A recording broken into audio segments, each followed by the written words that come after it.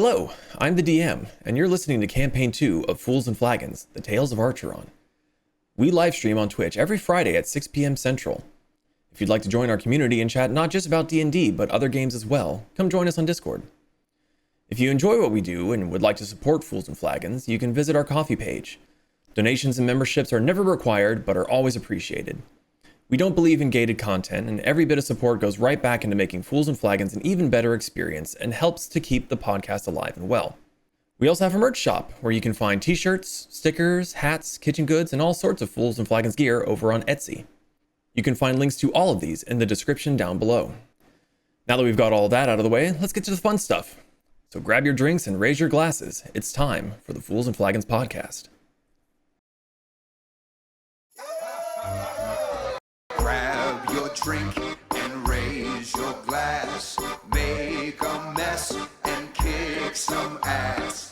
Dungeon Master has no chance. It's time for Fools and Flagons.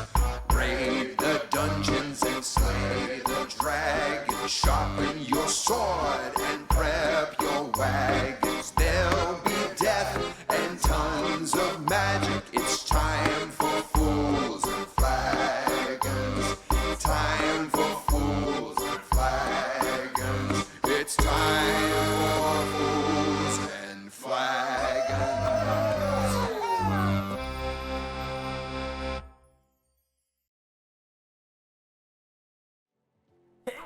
Ironically, I know how to. This. Stop it. Oh, that was perfect timing. Of course, right as we're about to go live, I had to sneeze. Hello, everyone, and welcome to Fools and Flagons, where I try not to sneeze on the microphone and we roll math rocks. Fail miserably. Well, no, I sneeze over here. Fail Ish. miserably. Okay. Wow. Well, Look so at you. for those of you that have been watching us religiously, sorry that we missed last week. We were in Florida, being gay with each other, as we do. But the good news is that we're having a makeup game tonight, and then we're gonna play our normal time next week. So you get 2 weeks in a row of D&D fun goodness. Yeah. You're so privileged. That's kind of gay. Having talked to many other people that play D&D, what we have going here is not the norm. The fact that we can play regularly is absurd. So, if you are watching us live, we want to go ahead and thank you for all your follows, subscriptions, and bits here on Twitch. While we will not be recognizing them verbally, we will always be recognizing them in the chat and thanking you for your generous donations and anything to kind of help keep this alive and well. Like we're going to keep doing this, but you know, every little bit helps take some of the pressure off of my wallet, and it's very, very much appreciated. Never required. And if anyone ever says that it's required, take them out back and shoot them. Because they're liars. James, you didn't hear that. Also, if you haven't seen it already, we have merch. We have shirts, hats, candles, and a really cool new coloring book that I'm totally not biased towards because I drew the whole damn thing. Coming soon, toilet seats. Kirsten, is that an option? What? Does Printify have toilet seats? I wouldn't be surprised. Oh. Should I answer this spam risk phone call on stream? Temptation's very high.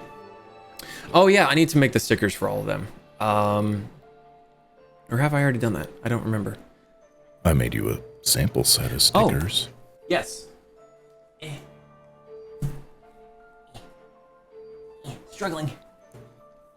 I didn't cut them out all pretty and stuff, but oh, the glare is horrible. So there's Sneak. There's Arm and Spell. At least you remembered they were in there. Oh yeah, no, I took him out of the thing because I needed, oh no, where'd Sneak go? I dropped him and I don't know where he went. He's fallen and he can't get up. Okay, I legitimately have no idea where he went. Cool. Into the unknown. There's a kobold on the loose! Kobold on the loose! Okay, so anyhow, we also want to give a very big thank you to Gene, the Gelatinous Cube, and Cargo for being tavern patrons over on our Ko-fi page. Your support is always very, very much appreciated. We cannot thank you enough. Yeah, if you don't want to get any cool merch or anything and you want to support us in some way, shape, or form, check out our coffee page. Every little bit helps, and it's all very, very, very much appreciated. Is it just me, or is it getting warm in my room? Yeep. All right. Any other questions, comments, concerns, announcements? Tune in next Friday for another session. Yeah, no, we covered that. James, how's the sunburn? Oh, it's gone. Oh, nice. I'm just jacked. Yeah. I'm just jacked. You just flexed it off of you. Just hurry up. Yeah, it's kind of like when you have a skin suit like a kobold that just sits in your forge and kind of just watches people as it comes in, and then he gets turned into a live creature, and then your friends shun you because you made something and you're super proud of it, not reflecting on the last episode because none of you remember. You all suck. Oh, I remember. It's dear for Spanish. Ciervo. I remember. Well, speaking of, My boy! grab your drinks and raise your glasses. It's time for Fools and Flagons. Water. That's not water. That's Tums, honey. Water. Look at that Bye-bye. cat. Look Look at at that that boy. That boob. Oh, big yawn. It's been a minute since we've had Boba in a thumbnail. Barta. All right, Soon we'll have Hank. maybe, potentially. They really fuck with people having two orange cats. Just perch. On Just both fucking screens. chucking them back and forth to each other through your. All right. Last we left off, the Tempests were heading north towards Rokasing, the frozen north. It's where the enemies seemed to be operating, and it's where their old friend Gemini had been moved to after supposedly being rescued by Brick, though she was severely damaged. The party stuck to the roads, deciding that it would be easier, if not longer, to try to cut through the forest with a giant mobile cart home. Their first stop would be Crossroads, a small junction town they'd passed through previously before heading northwest. Unfortunately, they arrived in the early hours of nightfall and the gates were already closed. Undeterred, Kasumi decided to grab Zaan, their most diplomatic party member, to see about getting the guards to open the gates for them. Without preamble, Zaan leapt up onto the walls and asked if the gate could be lowered, then was immediately arrested. Kasumi was a tad bit too late to stop these events and was turned away despite flailing around Sir Reginald's insignia and letter. The gates were to remain closed through the night on the Duchess's orders. Zaan would have to spend the night in jail. Yeah. Come the morning, the Tempests waltzed right into the Crossroads and went about freeing their companion from confinement. Zaan, however, rushed out in his eagerness to be free after paying the fine and nearly scarpered off with his manacles still around his wrists. We rejoin the Tempests now as they regroup just outside the jail in Crossroads and came to the realization that their forward scout Bogbo was missing. What are you all doing? I can't believe how stupid you are! Kill me? That's nice to say. Bogbo. Irresponsible! Yeah, still really mean to say about Bogbo. I did nothing. He's just gone. I wasn't supposed to be the one watching over him. Oh, I was directing that towards the bunny. I did Oh, nothing okay. wrong. I did what I was supposed to do. Why are you mad at me? Can one of us use messes to try and find where Bogbo is? Like, check in on him? I think we would require a sending spell. Zaan? Oh, I'm sorry. Wasn't I the irresponsible one? Yes, you still are. The only reason you're around is because you have some use. Oh man, I didn't have sending prepared. What a shame. Liar, you didn't rest. Yes, I did. At least slept in a I know. jail. But no, I still have it, yeah. I remember everything. Obviously not. Yeah, I guess I'll just send a message or send a message to Bogbo. Okay.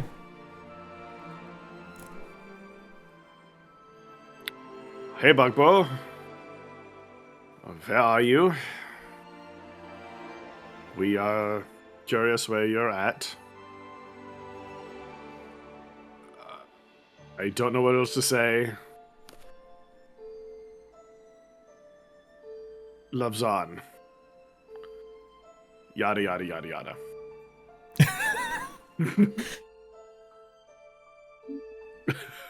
Okay. There's a fairly brief pause. Well, I'm still outside. Oh, he's apparently still outside. Wait, why didn't he have more than 25? Wait, is he still outside the town?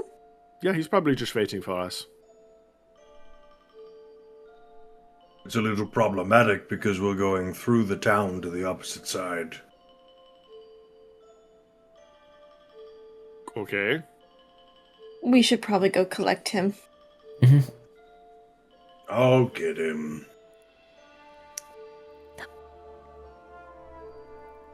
Like his first step and start moving really fast through the town. Man, I hope that's against the law. They'd have It's to not, catch him 'cause I first. didn't break into the city, you fuckhead. I didn't break into the city either. I never made it into the city. I didn't guess break in. everyone from where you come from has a low IQ.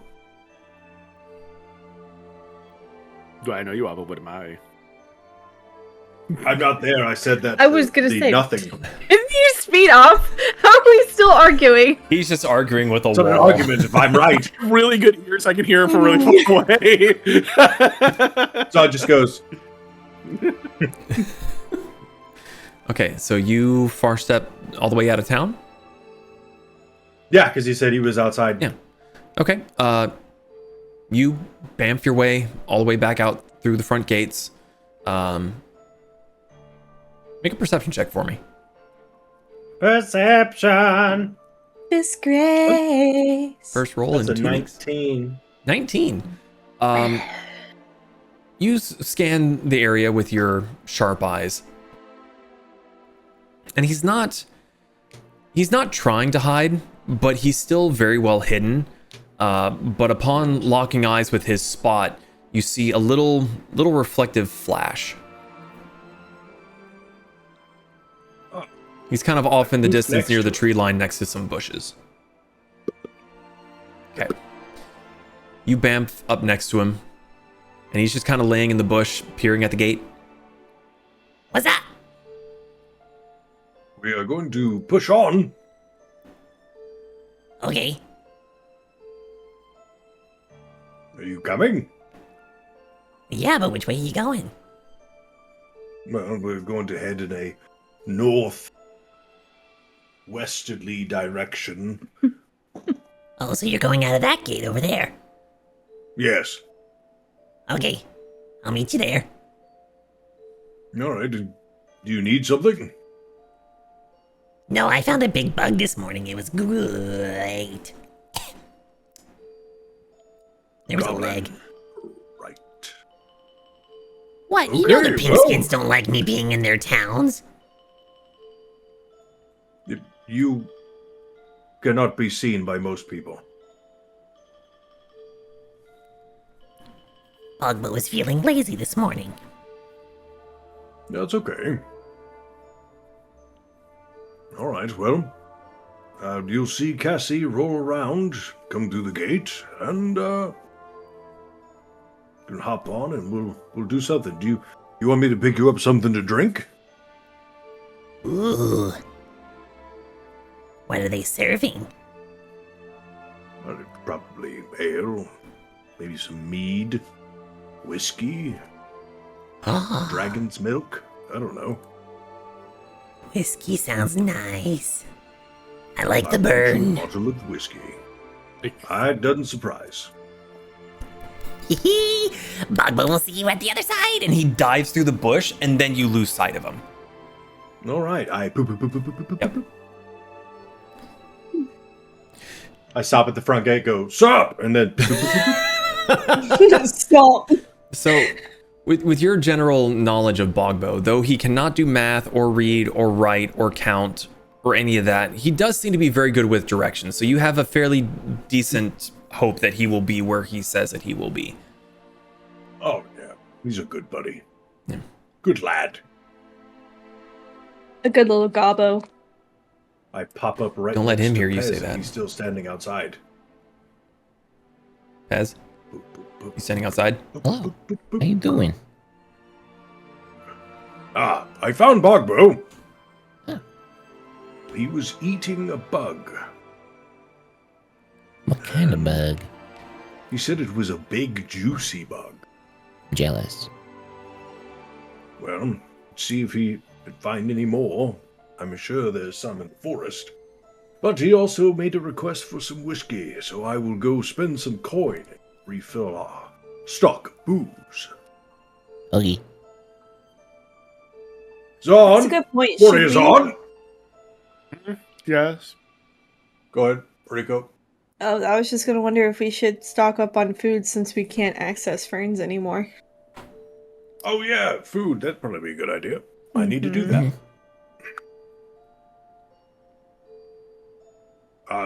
I will go purchase Fond. Okay, sorry. I just thought you were calling for Zaan for a second there, so I was going to let that play out. Well, I did. Did you hear me? Yeah. You didn't say anything. Say You've been something, you nerd! I did. Is it yeah? Warriors on, do you have any particular delicacies you wish me to pick up? Zaan looks around at the town. No offense, I don't think they would even have them. I mean, meat. More meat. I mean, Maybe some lentils. what's a lentil? Bean. It's like a bean, but not. It's a bean. Nah. Alright. Booze?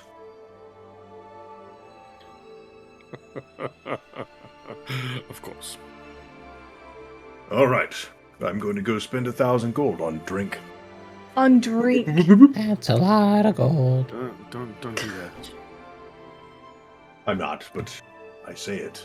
It could. Why The am whole I? damn town I don't for know. 1,000 gold. It could. Might need a little more than 1,000.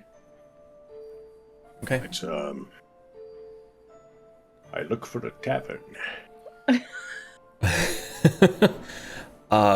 Bamfing around the city, you're able to find a small general goods store called the Little Grocer. The stock is relatively light, and the proprietor explains to you that a lot of his goods came from Harpermere, and Father. because of that, a lot of his stuff has gone back to Harpermere to aid as best that they are able. But he does have enough to resupply you a fair bit. The alcohol isn't exactly top shelf, but consuming enough of it will get you schnookered. It'll get you drunk. Right. So I will.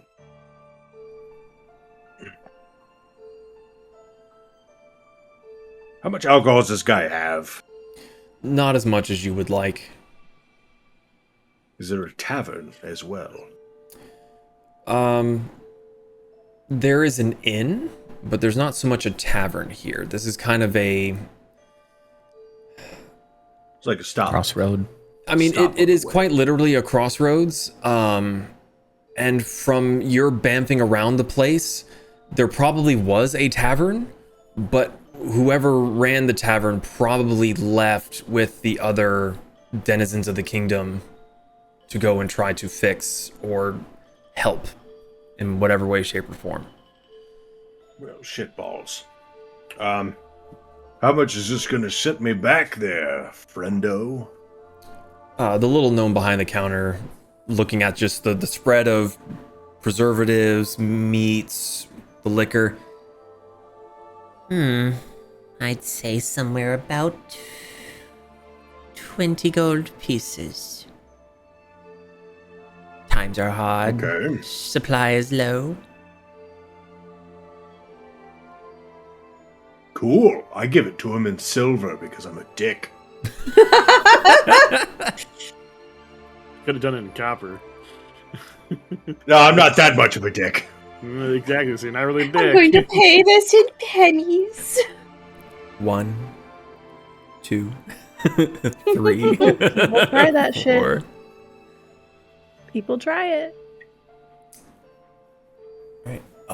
So you've got the better part of a week and a half, 2 weeks worth of supplies, considering your sizable party and how much you yourself can consume now that you're back to proper flesh and bone. Yes. Bare minimum, you'll be able to make it to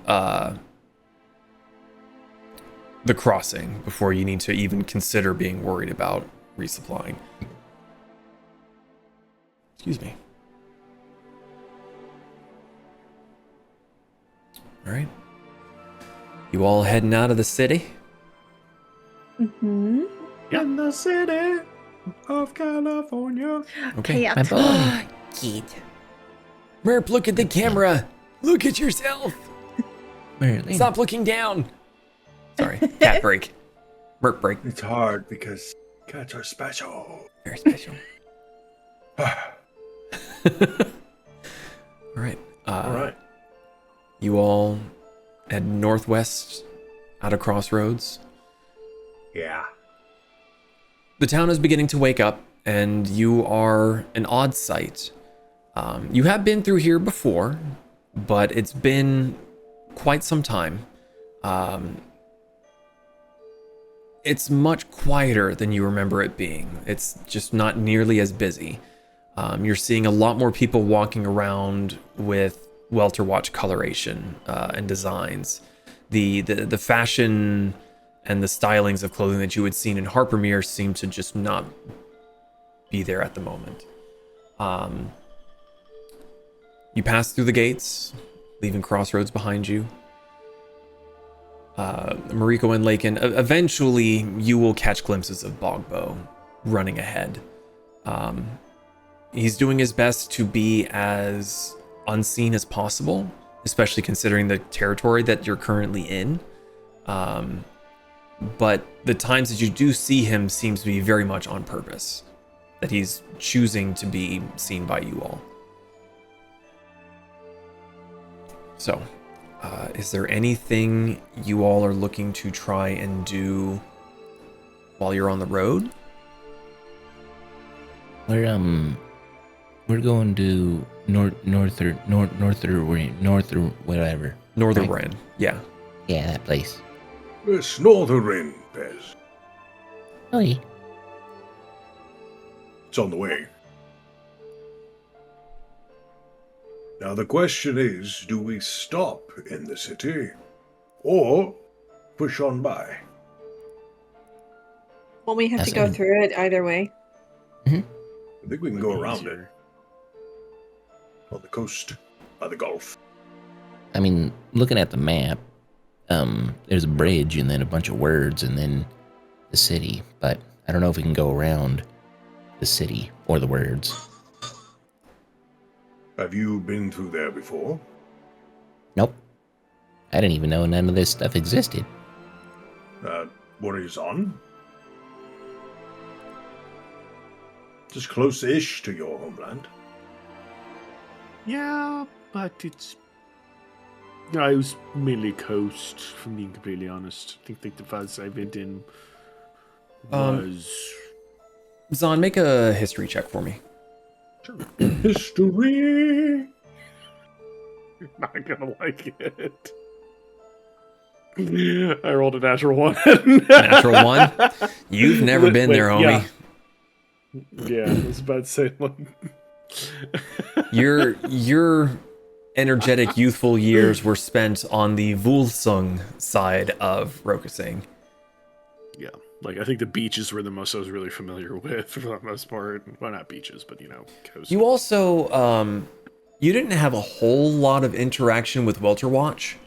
Harpermere was very naval oriented, and you know that the Welter Watch kingdom tends to deal with flying beasts. So they're not even so much on the waterways where you could raid them. So they were just never really a prime target for you. You didn't have much interest in that location. I don't want to go to Welter Watch now. We have things to do. Creatures to kill, monstrosities to stop. Family to Everywhere. see, people to catch up with. Everyone that I knew is dead. We're not. Well, yeah, you're old. Not anymore, I think. I don't know how that works. No, you're still old. It's just now you're young old. Now I'm just incredibly good looking. He's the new You're old. rather jacked. Well, orcs in their natural state are rather jacked. You're also Wait, I hung. remember seeing in one of the towns there was like this hat thing with a cap, like a brim. It said Foxy Grandpa on it. I thought about getting it for you, Lakin. Ooh, I want to be a foxy grandpa. I don't know what a grandpa is. I don't know what Foxy has anything to do with it. Ooh, Kasumi's a fox. Does that mean? Does that She's mean a I'm foxy a? grandpa? I'm a. Wait, are you a foxy grandpa? No. I'm confused. I know what a grandpa is, but I don't have one. I don't think. DM, is my dad's dad dead? You've never met him. Okay, cool. Yeah, so probably dead. What do they mean by Foxy? That's so weird to use that as... What? Do you have a grandfather? No. You want one? About, like, I know you have a father that's like your adopted father. Yeah. But, like, do you have like a father? I have a creator. Okay. Is that Shinsei? No. And who is it? So who do you call daddy? No one. Per se. I mean, Stop You- laughing, I'm holding it together.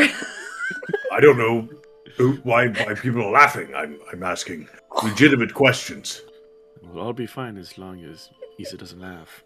I was technically I was technically conjured here on this plane, so Uh-huh. So then who's... So I I call- can summon things. okay. You were like conjure. Mm-hmm. You were conjured here, which means you came from somewhere else. Yes. So who created you? My creator.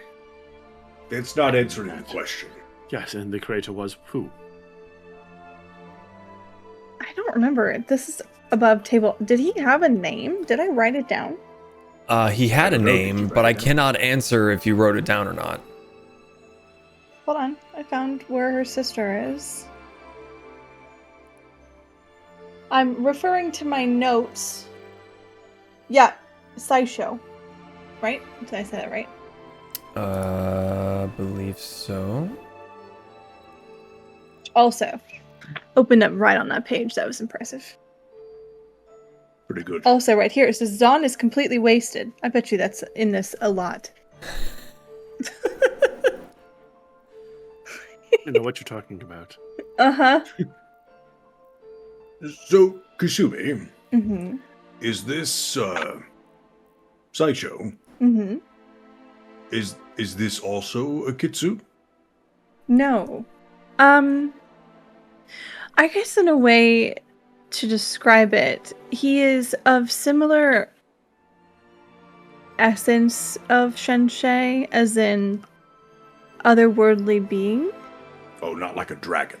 No. Oh, well, Sensei is not another world. Is it? I don't think She's the a gods are the deity. world. Well, yeah, but that doesn't mean they're from other worlds. They're created on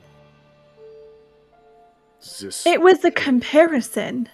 No, Zaan, there's validity to your argument about 25%, but we're going to skate by it. Oh, okay. Okay. So, You don't have a foxy grandpa.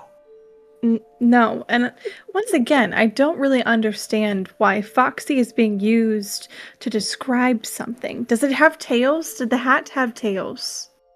No, I think it's more of a like Foxy's being used as like an attractive term. That's what I got from Foxes it. are attractive? Kirsten, That's have you looked in weird. have I you mean, looked you're in the pretty, mirror? Kasumi. Yeah, have you No, looked in the mirror? but no. She's like immediately starts blushing, and she's like, "That's not the point I'm trying to make." But that's the point No, we're making. but I'm a kitsune, and foxes are different. So for people to think that foxes are attracted, I'm Well, a little foxes are concerned. pretty. I mean, they're pretty. Mhm. Yeah. I mean, not my type. Why are we still talking about this? I prefer a large woman with strength. I think I've heard the term "death by snoo." That's what I heard the scouts say I on the don't know Twilight this Mountains. torture method, You but hear a lot of strange things on the I mountain. would like to No, experience. actually, to be fair, death I've by actually heard of that snoo-snoo. term before. I think she's onto something. I mean, I would snoop and listen to people just to hear things. Is Snoo I mean, Snoo a person? Are You they? will listen no, to be your mate? Are they I a think warrior? it's no, I think it's getting frisky, I think is a good term for it. Yes, by a woman who is Risky. much larger than you. Oh, they're talking. Fighting during this friskiness. Oh, Well, it's adult fighting, yes. I see what's happening. Kasumi just like slinks back, and she just like awkwardly sits there. She's like, I see what's happening. It's like the whole time the DM has just been like, yep, this is my group. This is where we've hit. We've been through this whole campaign, and this is where it's ending. If you want like an example of a grandfather, my grandpappy was named Lagarto. I mean, he's Was the he father Foxy? of my no, big giant black dragonborn, father of my father, who was named Tortuga.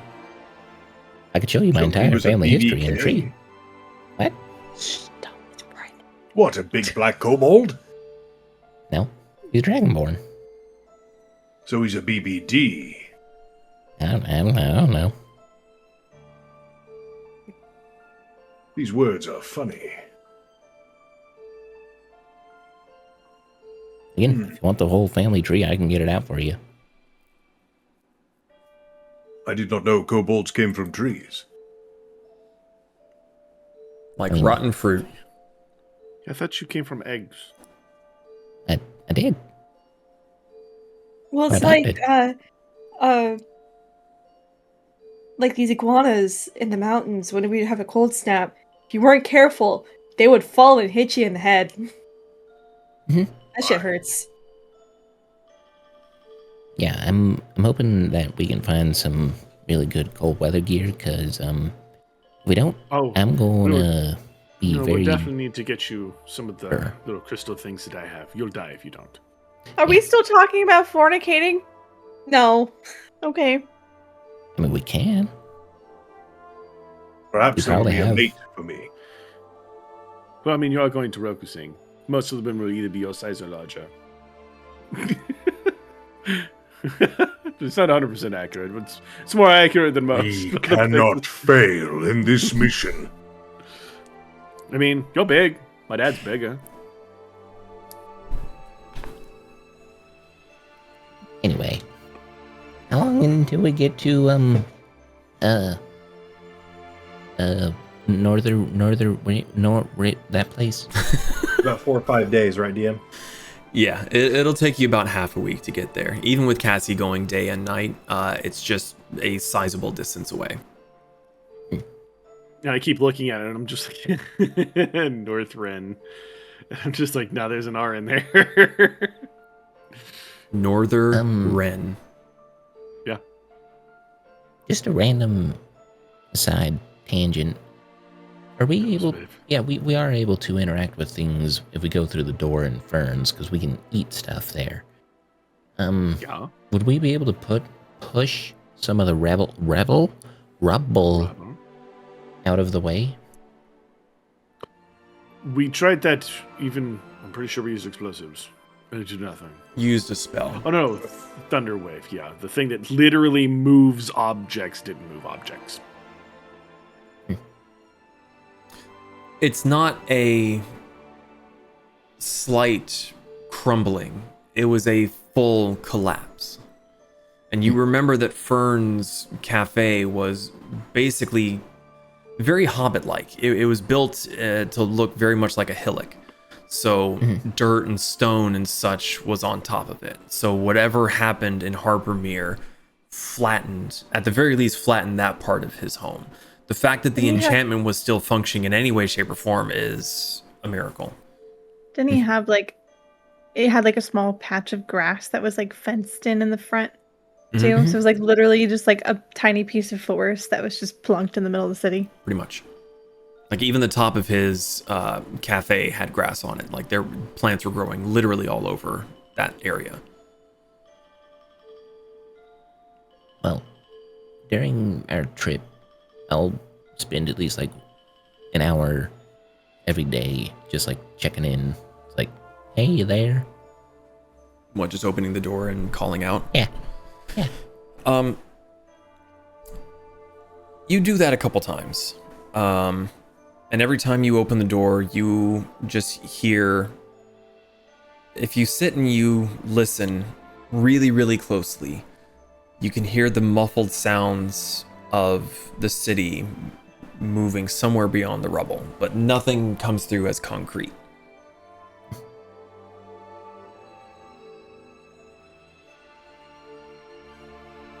Yes. I will be training with my weapon and shield. Okay, how so? Oh, just going through different fighting techniques. Remembering the good times. Okay. Before the inevitable death at sea. Are you, for lack of a better word, are you shadowboxing? Are you sparring with someone? Are you waiting until nighttime to have a chance for Cassie to take a break and striking a tree? Like, I'm curious how you're practicing again. So, going through the movements in air, and if Warrior Zaan wishes to join in the training, we can do a sparring. But my end goal is to be able to snap my weapon in and out of reality in the middle of strikes. Just working on some cool moves. Okay. I can help with cool moves. Zaan completely misunderstands, and every time he casts an ice spell. Because cool. I was making a joke. It was hilarious, God. You're hilarious. Annie Hoozles. Alright, so Lakin trains, sometimes with Zaan, sometimes without. Pez keeps plopping down in front of the magical pantry door and just listening. Ladies, anything the two of you are doing during the next couple days here? Nothing specifically for Kasumi. Okay. I guess I'm just gonna be on lookout duty. Okay. So, 4 days go by. And you begin to, Mariko, you see in the distance the bridge going over the waterway that you had seen on the map previously. And beyond it seems to be...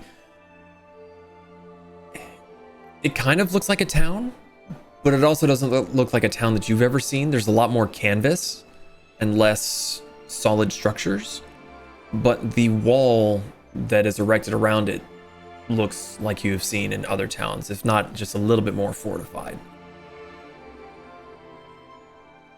Cassie, can you let everyone know that we're coming up on that big bridge thingy that we were looking for? Okay. And then Thank all you. of you hear at the same time Cassie going, There's a big bridge ahead. Probably the place we're going. Ah, Up to. Oh, okay.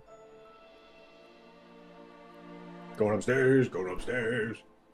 Zaan will stretch as he gets out of his comfy chair. You two, Zaan, hurry up. He acts like he's about to go really fast, and he just goes back to normal speed. Yes, of course.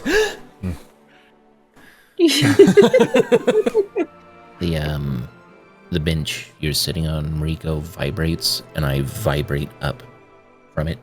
You just no clip out of it. Kasumi meanders up there. Okay. By the time you all gather, you've got maybe 3 or 4 more minutes before Cassie's wheels would hit the bridge. Bridge doesn't appear to be guarded. Just seems to be a normal stonework to get over the little inlet that comes from the Whispering Sea heading towards the Dragonfire Mountains. Or, sorry, heading away from the Dragonfire Mountains. The water's flowing towards the sea. On the other side of the bridge, where you can see that the wall is situated with towers. All the towers are manned.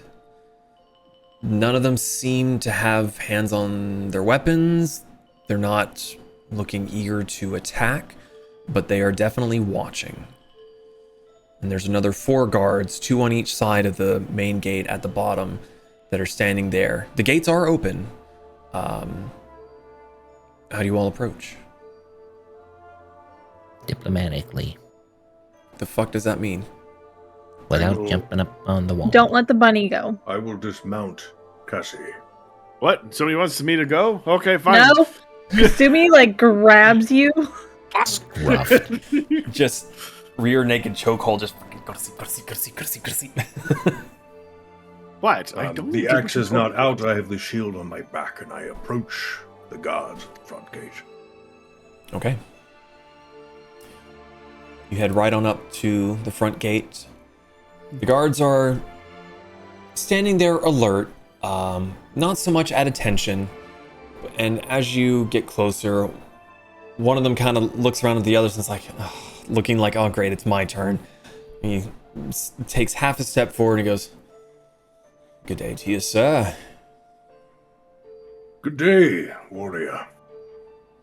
What business do you have passing through here?" We are the Tempests, and we are heading to the great frozen north on behest of a dire matter.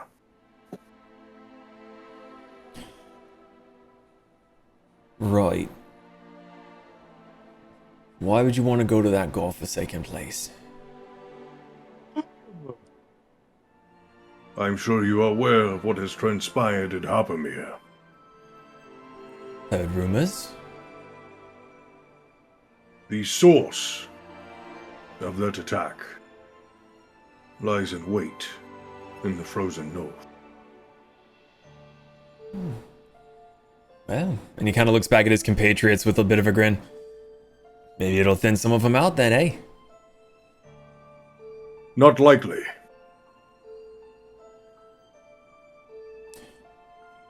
So you're telling me that what supposedly done did in Harpermere, them savages up at the north would be able to handle with ease? No, as in, it is not likely that this will not spread to more of your cities and towns at the Knightly Kingdoms.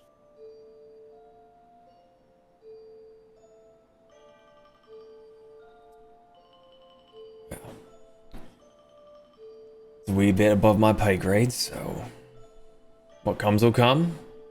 If it takes out some of them along the way, then all the better for us.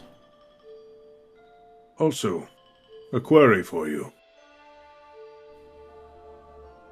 Have you seen any travelers adorned in purple cloaks? Kind of narrows his eyes and looks at you for a moment, and then kind of glances over at his other fellows, and they all kind of do the little head shake and a shrug. Can't say I have. I would scrutinize these people heavily. They are cultists who support the destruction of Apamir. And the thing that did it. Well, we can't exactly be going and frisking down everyone what wears purple. It's not exactly an uncommon color. Actually, there is more to this. Oriko, do you have the thing? She chucks the thing at you. Just got it. I present this sigil. They wear it, it is their mark.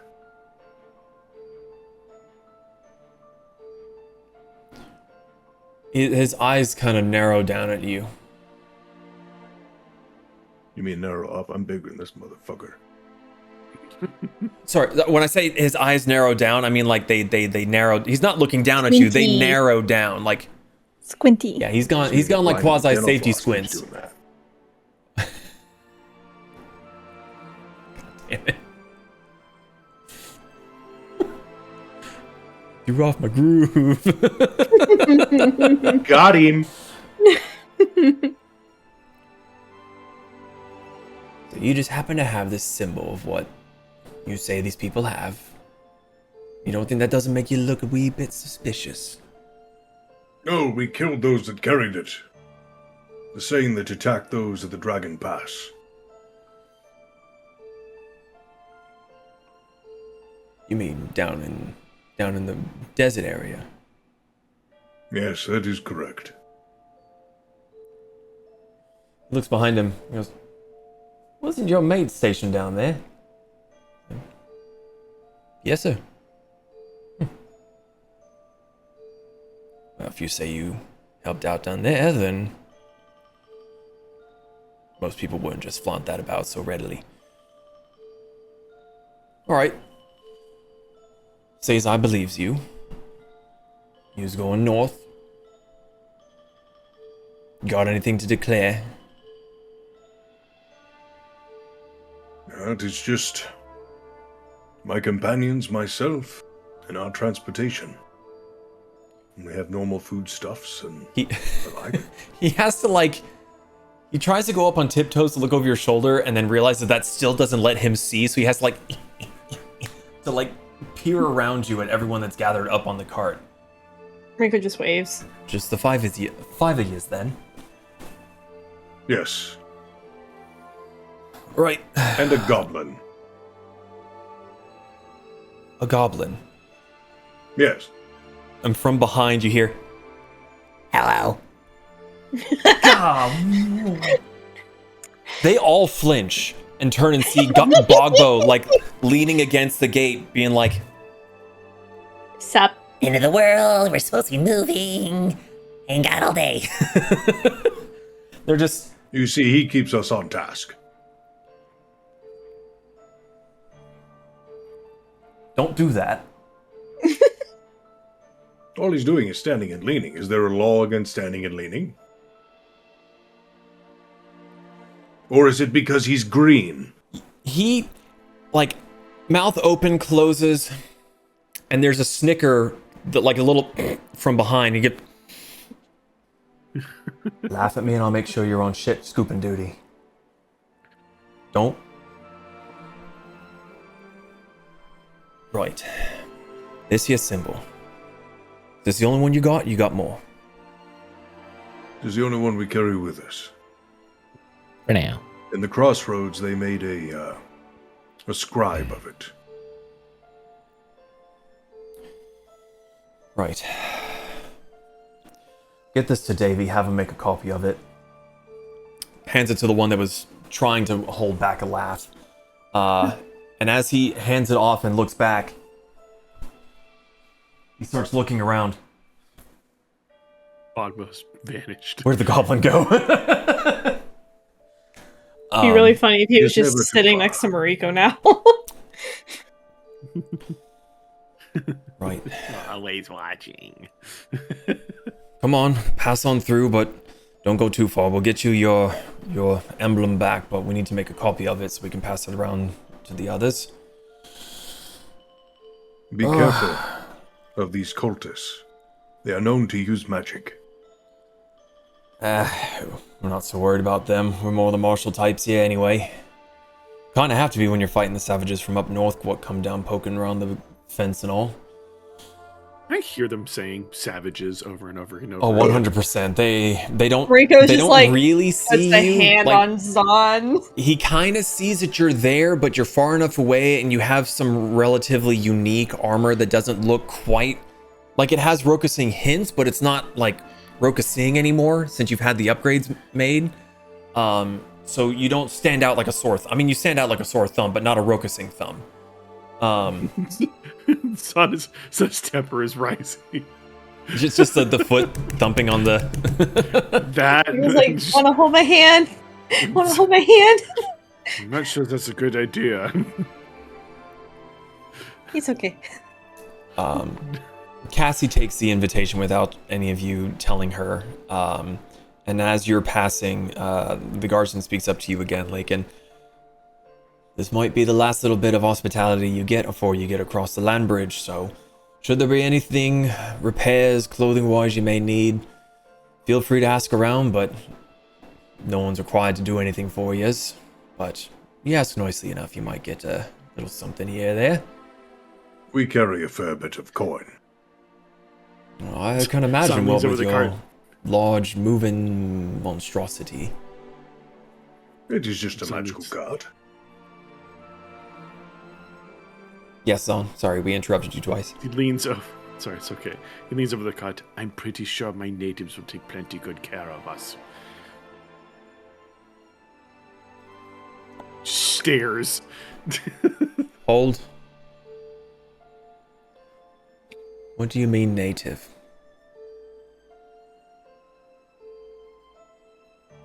I look up. Is he pointing at me or Zaan? He's pointing up at Zaan. Kasumi wants to stab Zaan so bad right now. No balls. You Rico's just I ask you as a question. What do you mean natives? You from the north? Warrior Zaan was adopted in the north. He has been traveling around all of Archeron with us. As a noble warrior and a close friend. Make a It was not persuasion. his choice Make a to be persuasion there. check. I'm good at this shit, motherfucker. How do you feel about a 29? Pretty good. Pretty good. He doesn't take his eyes off of Zaan, but you can clearly tell that he's talking to you now, Lakin. I don't think any of them savages want to be born up there, but they are from up there. They're all killers. But if you vouch for this one, keep that thing on a leash. At least while till you get out of our camp. He will not cause any issue, upon my honor. Kasumi sneaks up behind Zaan and puts her hand over his mouth. Should he, I will banish him. Be a proper good thought if he doesn't leave that magical wagon of yours. There's some here that have lost many of their companions to those savages up in the north, and they won't be nearly as tolerant as I am right now. And you're gonna lose a lot does more help if you that- fucking touch me. I have You never couldn't met hear him, that 'cause perhaps you- maybe you have not. Anyone that quite looks like him. Being rabbit-like. Sorry, say that again? He said, it does help that he does not look like he is from there. And there are not many, if any, other rabbit kin like him. Ain't seen anything with one of them kinds of ears anyway, but that accent's a dead giveaway. You best be careful, you'll be finding yourself a fight in the middle of the night if you stay too long. I'd I'm not gonna probably start it. keep your mouth Nothing shut should- around the lieutenant as well. We will be quick with our acquisitions for the north. I thank you for this counsel.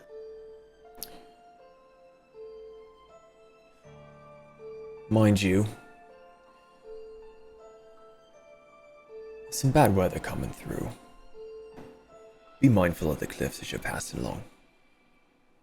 Then he continues to wave you through. All right, I watch Cassie go by, standing next to that guard.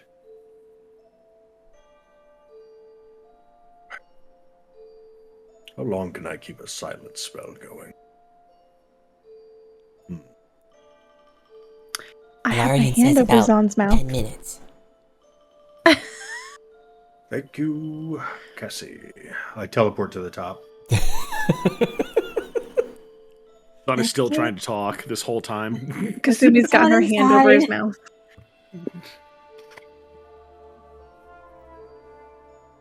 Can you uncover his mouth hole? Are we sure it's good yet? Should we wait a little bit? It'll be fine. I've got something prepared if you're stupid. Okay. All right, and she just like Be prepared for stupidity. moves the hand and Prepared for just stupidity, immediately sir. flings back. Zaan. Are fucking racists? Every Zaan! one of them? Zaan! I will burn Zaan! it to the ground. Zaan! Focus. Focus. All right. Listen. Hmm. I completely understand where both parties are coming from. I used to be an orc raider. I mean, come on. I get it. Here's the thing.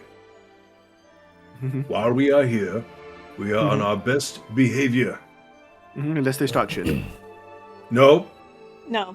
best behavior. No, I would be on my grades Because until we they are throw a only punch. going to be here for a snippet of time. Right?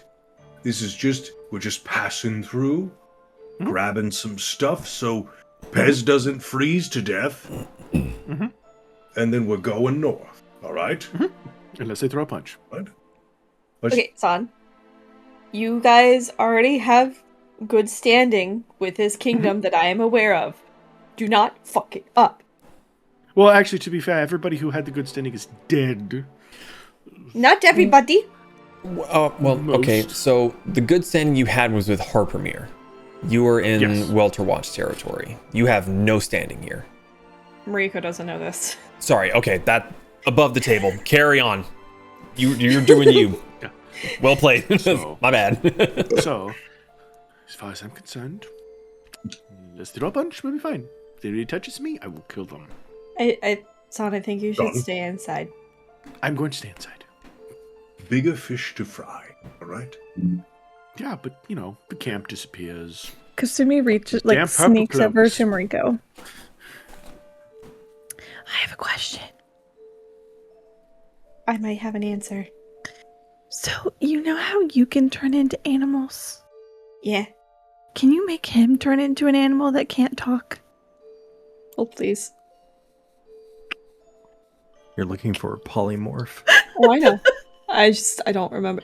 Yes. I can. I will never forgive you if this happens. What if she turned you into a bunny? I will literally let you all freeze to death. Okay. I'll be fine. Just keep that in mind. We might need that later. What if we warn him of the consequence? Like, he acts out, he gets turned into an actual I think bunny. we've already tried to give him several warnings, and he doesn't seem like he cares. His ears pointed right at both of you. Like, this Worst I case can hear scenario. you whispering. Worst case Like, scenario. Kasumi's very stealthy, okay? You're Right, well you're into not. us. You're just not quiet. No, Kasumi's. I have to whisper loud so it comes through on the mic, okay? So shut up. Make a sleight of hand check, for lack of a better use here, to see if you can get past For his both radar of us? dishes. Well, Sleight of hand? Really? yeah, both of you. I am not gonna. Zach, make a perception check for me, please. Ah!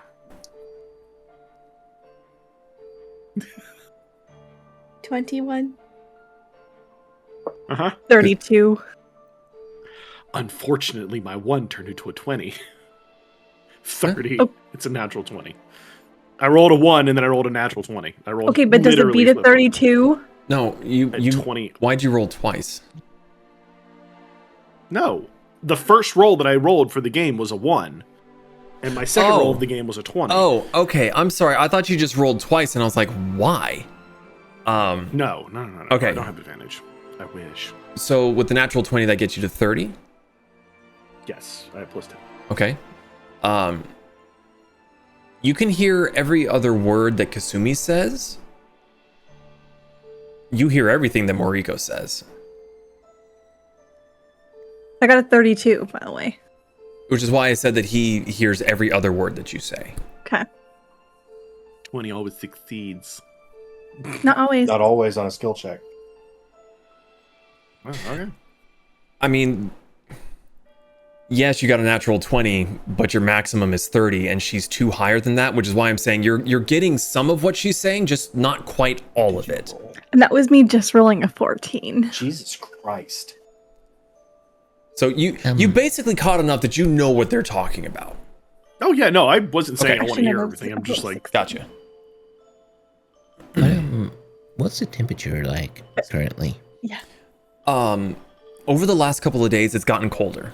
There's still a fair bit of greenery around here, but standing on top of the wagon. So if you look north of where you are now, you can see the sea to the northeast, a stretch of land that just goes as far as the eye can see to the north, and a little bit more to the west of that stretch of land is just white-capped mountains. The old mountains. So it is, I was gonna say it's like an Irish springtime. Springtime. Spring? Irish Put a- springtime. There you go, Sean Connery. Where I started little Sean Connery. Where it can be warm, but there's a lot more of a damp cold in the air. So like 50s, 40s? Yeah. Like as you were going through this encampment, pretty much everyone has long sleeves, pants, very heavy boots. There's a lot of mud. Everything seems to be relatively damp around here, mostly because of the sea air coming through. But the mountains will also catch a lot of weather fronts, and it just collects there. So it probably rains a lot in this area. Cloaks are very popular. Hats, gloves, sometimes fingerless gloves are worn. Probably the only figure that you see as you are going through the camp, there's 2 that seem to not have long sleeves on, and that's because they're working in 2 separate forges. And they're just surrounded by the ambient heat. Everyone else is preemptively bundled. Okay. I'm wearing 3 layers. My normal clothes, Marshmallow. my Elton John outfit. I forgot all about the feathers that. and plumage, and on top of that is the kimono. So that's the most hideous outfit I think I've ever fucking heard. I kind of want to see art of it. Yeah, Pez comes back up top, and he is just... Pez, I love you to death, but you're an eyesore. I'm loud. I'm very loud. You are visually very loud. Oh, Pez, why are you yelling at me? Just the Zaan see him walking back to the cart. I'd be in the front bay window, sitting in a chair. Who? See who? Pez. Pez is in the cart. I thought he was. Oh, I thought he was. By the way you were describing it, I thought you were saying he was walking around seeing these people. No, he's on top of the wagon. Like the wagon's going through the camp, so you can just look around and you can see these people are dressed the way that they are. And Pez, getting a little chilly, decides to come down, dress up, and I'm assuming he's going to be up top with Moriko and just being, visual vomit. Yeah. Okay. Fair. We need some fur cloaks. I do notice. Okay, well, Zaan, being somewhat considerate, is going to go grab the. I think I've got 1 left. Yeah, the one fur, the wolf fur he's had this whole time. Oh, yeah. Wow. Now, the fur you kept as like a full pelt, right? You didn't trim it down at all? Just gonna give it just. Yeah. Yep. Just fucking. Well, sorry, that was more a question because I vaguely remember one of you turned it into something wearable, and I couldn't remember if that was you or if you left yours as is. Yeah. So now he's a very colorful, silky fur thing with feathers. Yep. All right. Zaan. Just be good. I'm on my best behavior. Unless they throw a punch. All right. I will buy you an expensive bottle of booze as a reward. Zaan goes to be like, yeah, and just thinks for a moment. But I already have a lot of nice booze. Something you don't have. Like what? Well, I'm sure that this place has, like, a very high-tier whiskey or rum or, you know, maybe a vodka. Are you talking about Northern? Yes. You say this, and you look through the window. Well, Zaan, did you go upstairs? Knows you're full of shit. Did you go up to talk to him, or did Lakin come down to talk to you? You went up. Okay, went up. Just making sure that I'm painting this in a way that makes sense thematically. He says this, and you both pause and look around.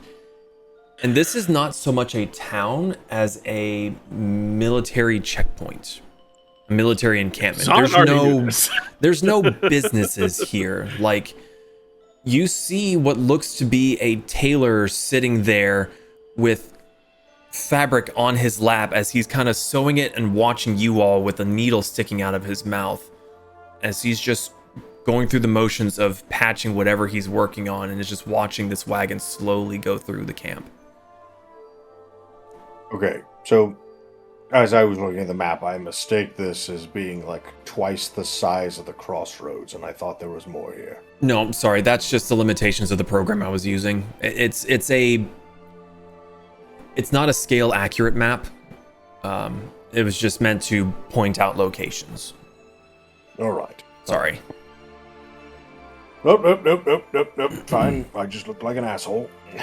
All no, right. but I mean, I also didn't do a very good job of explaining it fully of what you were walking into, so that one's kind of on me. So, DM. That's question. me. Yes. Hi. Hello. I would like to find Mm-hmm. either a hunter's tannery or a place where they sell alcohol. And if I have to talk some people over into letting me buy stuff, I will. I'm a charismatic person. The same individual that you see sitting there sewing and staring at you, you peer behind him, and it looks like he has some kind of a stock of just reams of fabric, leather, and other things. You look a little bit off to the side of where he's sitting, and there's what's the word I'm looking for? Goes underneath chainmail. Starts with a G. Gambason. Yes. You see some of those are sitting on armor stands, the mannequin kind of things. The form stitcher thingy. God, I can't fucking word today. What the fuck is going on with me? Yeah, the very person that's looking at you seems to be the one that would have clothing. I will dismount Cassie and approach this individual. He's still sitting there, just very calmly. His fingers are working with such confidence that he's not having to look at what he's working on. He's just going through the motions. Seems relatively young compared to some of the other people you've seen in the camp. Hair is up and tied back with some strip of cloth. Vest, rolled up sleeves, has a measuring tape around his neck. Let me do the thing. The thing of which that I share images. He gives you a little nod. He goes, "Good day to you. Something I can help you with." You, my fellow. Yes. I would like to purchase your skills and perhaps some furs if you have them available. We head north. Well, I ain't got so much in the ways of furs, but if you're looking to bundle up, I can certainly work with that if you've got a couple spare coins laying around. I have more than a few spare coins for one so easily talented. Go on, you don't have to be so flattering. Not exactly making suits and armor for the king and queen, am I? Just what buggers rough and tumble out there, get their shit caught on twigs and rocks and whatnot.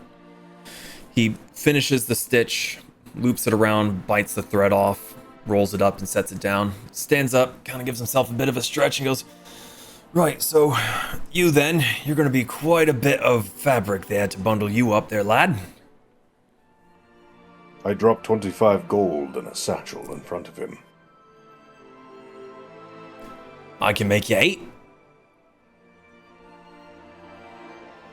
Will this cover it? Well, it depends on how many you're looking to have. Just for yourself there, biggin'. I will need 4, but of different sizes. He kind of looks at you and does a little side head bob. So, am I supposed to just guess your sizes, or...? I wanted to make sure you have enough materials, my good man. Well, I've got loads of them, as you can see right here. He kind of gestures behind him. Very well. I will grab the other 3. Right. I will teleport on top of Cassie. There's a slight pause, and you hear like a... Damn, I thought I was lazy. Exactly. Alright. Kasumi, Moriko, Pez. Mm-hmm. I found a tailor of sorts that could get us some warmer gear to wear north. Okay. Oh. I think I'll be okay. But thank you. Does the cold not bother you? No, I actually grew up near snowy mountains, so it feels quite comfortable. Oh. Zaan pipes up. Maybe just a little colder than that here, but it's your choice. I want warm clothes. Mm-hmm. Right, I'm buying. Moriko, Pez, let's go. Wait. Hey, what about Bogbo? Will Bogbo be okay? I don't know where he is. Well, on the bright side, when we return, there'll be a popsicle somewhere. A very ugly road marker. Bogbo! Did you go into the cart, or are you on top? On top. Okay. You hear a very, very soft scratching, and you look behind where the turret is, and Bogbo kind of peeks around the corner. What? Do you need warm clothes? No? You answered that with a question mark. He kind of comes out from around the turret. Need is a strong word. Do you want warm clothes? Bogbo may have already acquired. All right, I don't need to hear any more. Go back into the cart.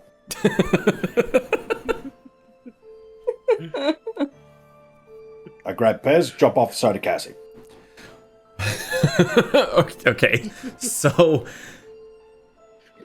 you know when you're doing your laundry, but it's like your bed sheets, and it's just that giant ball of just fabric. Yep. Pez is kind of sticking his snoot out of that. He's a cold boy. Yes. Mariko is waiting at the outside the cart, and you just sees just the boom. Yep. All right, I've got my ball of fluff. Let's go. You head back up towards the tailor, and he looks at you very confused. I thought you needed clothes, not your laundry done. No, he's in here. Oh. love the Wow. Right, so you, and you. Hello. Hi. The other did not need any. But aren't you just the prettiest thing this side of the capital? And Rico just looks at the pink skin. Sorry, we don't get much color out here. It's all dull grays and dirt and muck. Fair. Right, well, you lots are heading off to the far north, so you're gonna need some good proper bundling. Right, time to invade your privacy, and he flips over his neck the measuring tape, and he kind of just starts going to work. And Mariko, it's a little bit awkward because he's putting hands in places that's not normally proper. I'm watching everything. Does she know what proper is? There's still places like going up the inseam that's really awkward that you've never really done before. Yeah, when he does the inseam, she just like looks to him, then looks to Lake, and then just like, is this okay? You had seen him do it to Lake and Pez as well. Like the same spaces that he's measuring, he's going to, but it doesn't make it any less awkward for you, having never really done it before. Because like a kimono, it's basically, do the shoulders fit? Great. Everything else, you just fucking tighten down. Right, well, how much time do you have? Because I'd like to leave in the next 8 hours or so. your pink one there, I'm not too worried about. She's, no offense, normal sized. The little lad, could probably steal something from Squire Davy. What about this wolf pelt? Yeah. Zaan's on top of the car. No. You look over in the window, he's like, just rubbing his hand. No. I could definitely make something out of that. At the very least, to fit your tiny kobold there. Right. Give me a little while. Can't exactly lose where you've gone so long as you don't leave, so... Should you need anything, the name's Ridley. I am Lakin, Ridley.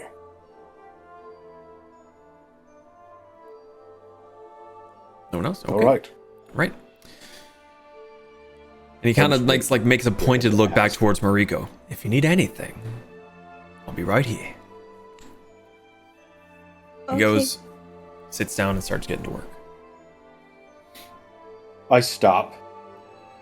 Kasumi's not there to ruin it by accident. I turn and I look over at Ridley and I go, Are you trying to mate with my sister? What? He goes, ah, fuck, and he like shakes his hand. He looks back at you and Mariko looks at is Mariko so confused. and back at you. It's an adopted found family kind of thing. My family is in Takatari, and she just walks out of the Walks out of that situation like, bye!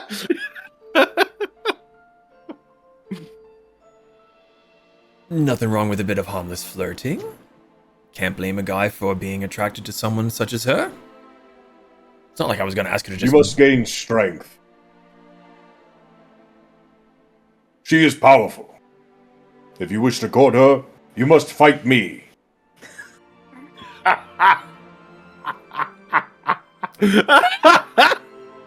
listen, Lakin's old school, okay? He's old school. Like, He puts his needle down, stands up, and kind of does a little... What kind of fight are we talking about here?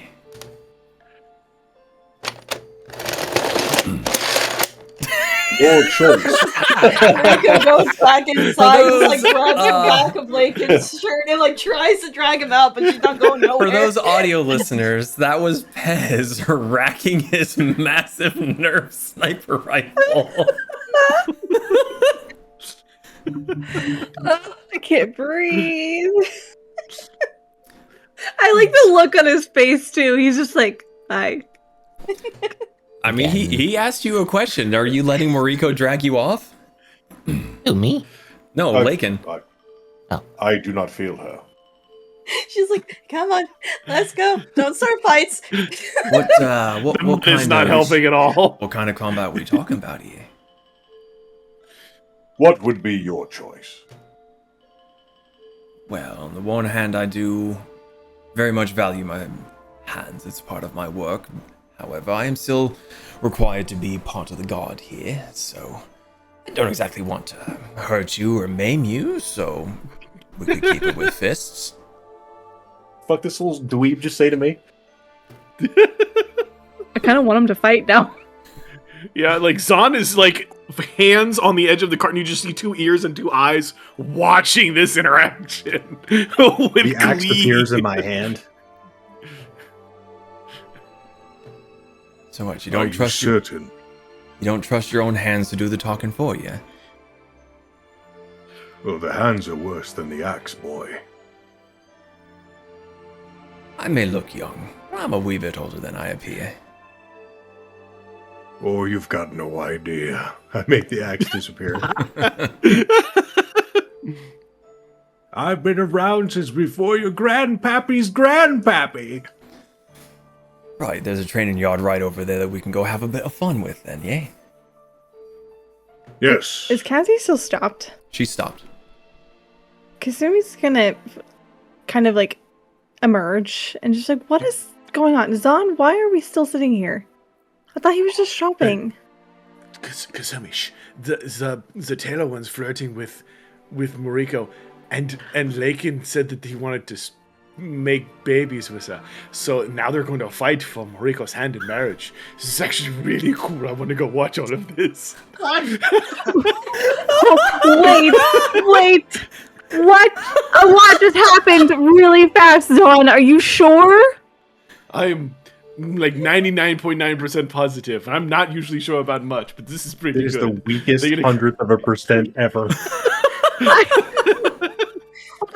Wait a second. Kasumi like barges past Zaan to go look up there. I'm like leaning over the car. Just like trying to tug on Lake and trying to get him to go back to the car. Ridley is walking towards what looks to be a training area of the camp. Kasumi is staring at Moriko. Zaan's gonna walk Low-key off the cart panicking and because go she's down. having flashbacks. Wait, Ridley, Talk with Glory Hold when she on. tried to flirt with the guard there. hold on. Mariko has a question. You are tugging on me. What do you want? This is me trying to get you to go back to the cart. This doesn't need to be a fight. It's just a friendly spa session, right, right, Ridley? Yeah, I don't want to kill you, especially a paying customer. No. Fine, and This she is just really lets go and just walks back to the cart. Zaan jumps down and runs over to where the duel's gonna happen. I'm going to waddle back to the cart and then just give up and just roll to the cart.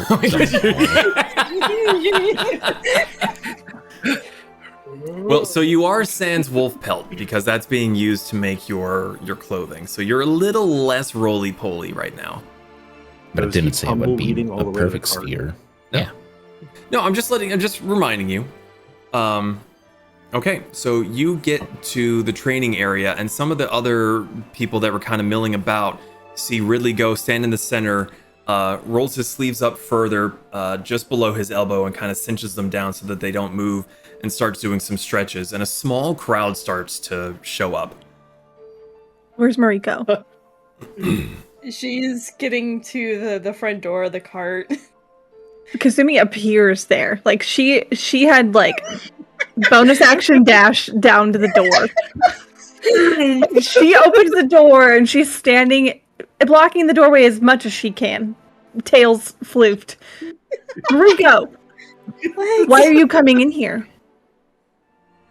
Why can't I go in the cart? They're about to go fight. You have to watch it. Do I? They just said it was for you, so if you don't watch it, then it's pointless. So what had happened was the tailor was trying to flirt and like make moves. I didn't know what to do. I panicked. I tried to leave. Lakin's like, "Are you trying to flirt with my sister? Because if you are, then we're gonna have to fight and you have to prove yourself." And then they started just wanting to do a friendly spar. I gave up. I am here. Okay, but my first important question: do you think he's cute? I mean, I think, but considering my Kasumi starts shoving you out of the cart. Just let me go back in the cart. No, you have to listen. Okay, I messed up. Okay, I messed up with the last guy that was interested in you, and now Lakin is stepping in and taking up where I lacked in that area. So I need you to just do me a favor and just go stand there and just let it happen. Just let them fight. You don't have to do anything. You just have to watch, because that's part of that's what they do. Because humans are weird. I don't have a good track record with this. That's fine. That's fine, because it was just one other. It's fine.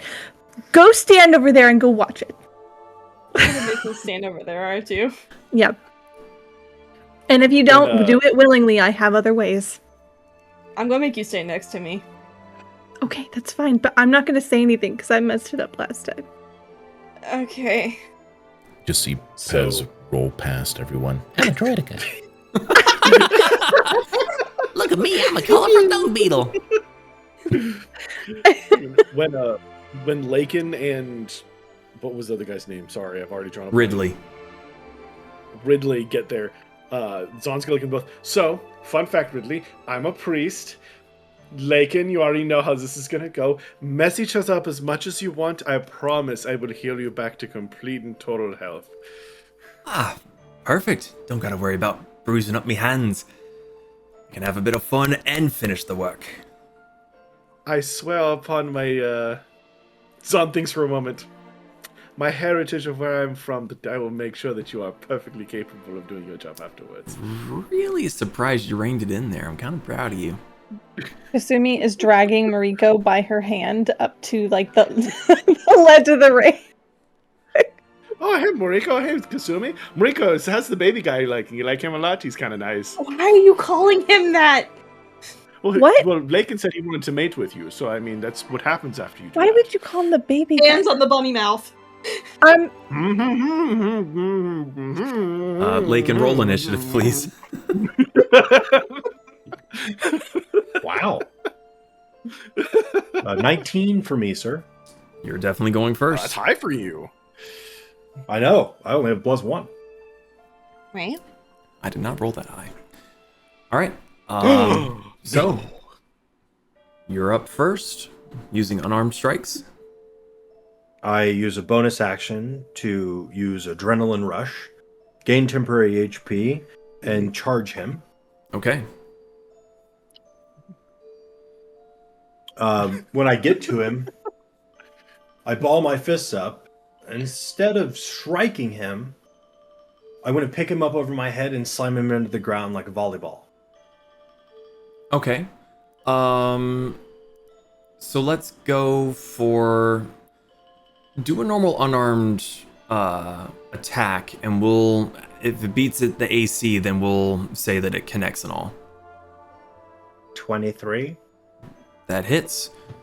So you charge right towards him, and he goes kind of aiming high to try to get you in the chin as you approach, but you duck underneath him, grab him around the middle, and just quite literally manhandle him. So you slam him into the ground. What's then your, I climb on top of him. What's your unarmed strike damage? It's only 3. Okay. Which I find really disparaging. Okay, so you have you're down on top of him. So we'll consider him being grappled at this point in time. So he cannot move, but he is going to make a swing up at you. I have 2 attacks. Oh, you have 2 attacks. Carry on then. Yeah, I headbutt the shit out of him. Okay, roll the attack. That is a 21. That hits. Okay, so 3 more damage. Yep. I can't do any of my other cool stuff because it'll kill him. Well, it's a friendly match. Yeah, it's friendly bout. All right. This actually feels good. So he's going to take a swing at you. It's going to be 24 to hit. Oh, yeah. Okay. So that is 4 damage from his strike. He's very quick. Like the punch almost didn't feel like super impactful, but it left a stinging mark on the side of your jaw. Didn't even get me out of temporary HP. I'm going to assume that a 13 does not hit you. He does not. Okay, so the first swing goes, but because you have him pinned, he goes with his left, but your arm is just big and kind of stops him, and it's kind of like a little... does nothing. All right, you're up. While I have him pinned on the ground, I'm going to bring up an elbow and... Oh, just 2 forehead taps? Oh, yeah. I'm giving him the business. Go for it. That's a natural 20. That, of course. So that's 6. 6? Yeah. All right. And then I have a 19. 19 hits. So that's going to be another... Okay. 3! Yep. All right. There's Dog. All bonus action aggressive. So I gain 5 more temporary HP. Gotcha. All right. I'm a cunt. He's going to use his action to try to get out from under you. It's a natural 20 plus 6. Yep. Babe, I don't want him to think I'm lying. No, what is it? I don't feel like getting up. I got a nat 20 plus 7. Cool. Okay, so he kind of reaches up and is trying to grab just any part of your face to try to like leverage you away, but you kind of just like on his hand and you go, Tusk bite. So we'll say that that's his turn spent trying to get your immense weight off of him. You're hearing shouting and jeering from some of his companions behind him being like, come on, get the big lug off of ya. And he's like, fucking trying, but he's huge. Your turn, sir. Hammer fist. Fist. It's the ground and pound time. 19 to hit. 19 hits. And 18 to hit. 18 just hits. So you are just mollywopping this poor dude, and my terrible dice rolls are just not helping. To be fair, we both critted, and I just eked him out. Yeah, by 1. Just. So he's gonna try to get out from under you again because this is just not working. He's trying to find a little bit of a gap in your wild haymakers to roll or slip or just do anything to get through out of the mud. That's gonna be a 16. 21. 21. So he's still stuck. I start like bouncing his head off the ground. I grab him by his jerkin and just. It's not doing as much damage as you would like. At the most, it's doing more psychological damage because this is a sparring pit. The dirt is relatively soft here, so you're kind of just like splorching him into the mud. His brain's doing the movement, man. That's Rico. No. I know. I'm just saying that it's not going to be as detrimental as if you're doing it on like cobblestone. Still doing the damage, of course. Kill him. Let's see. So that gets him. Sorry, I need you to roll attacks on those. Yeah. I was about to be like, I don't know what's happening. 25 to hit. That hits. And a 22. Do you like this guy? Hit. Damn. Yeah. No, they both I hit. just met him. He's getting a beating. Well, Lakin is a huge dude. But he's taking it like a champ. All right, so you're just manhandling him on the ground. Again, he's going to try to get out from your grapple so we can actually move. That's going to be a 19.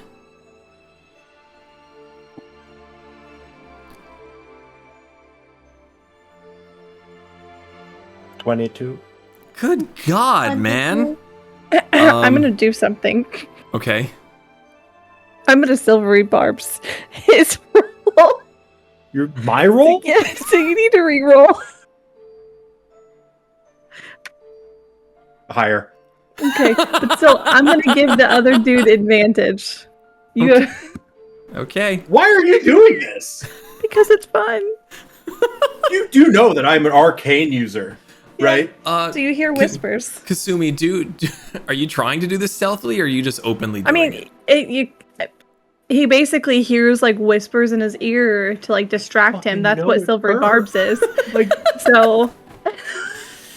Okay. Yeah. No. So that's all he's able to do at this point in time. So, Lakin.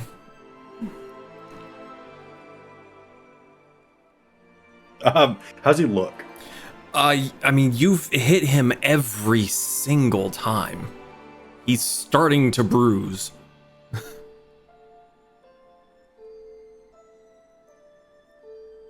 I feel like we're gonna be here all fucking day unless I end this.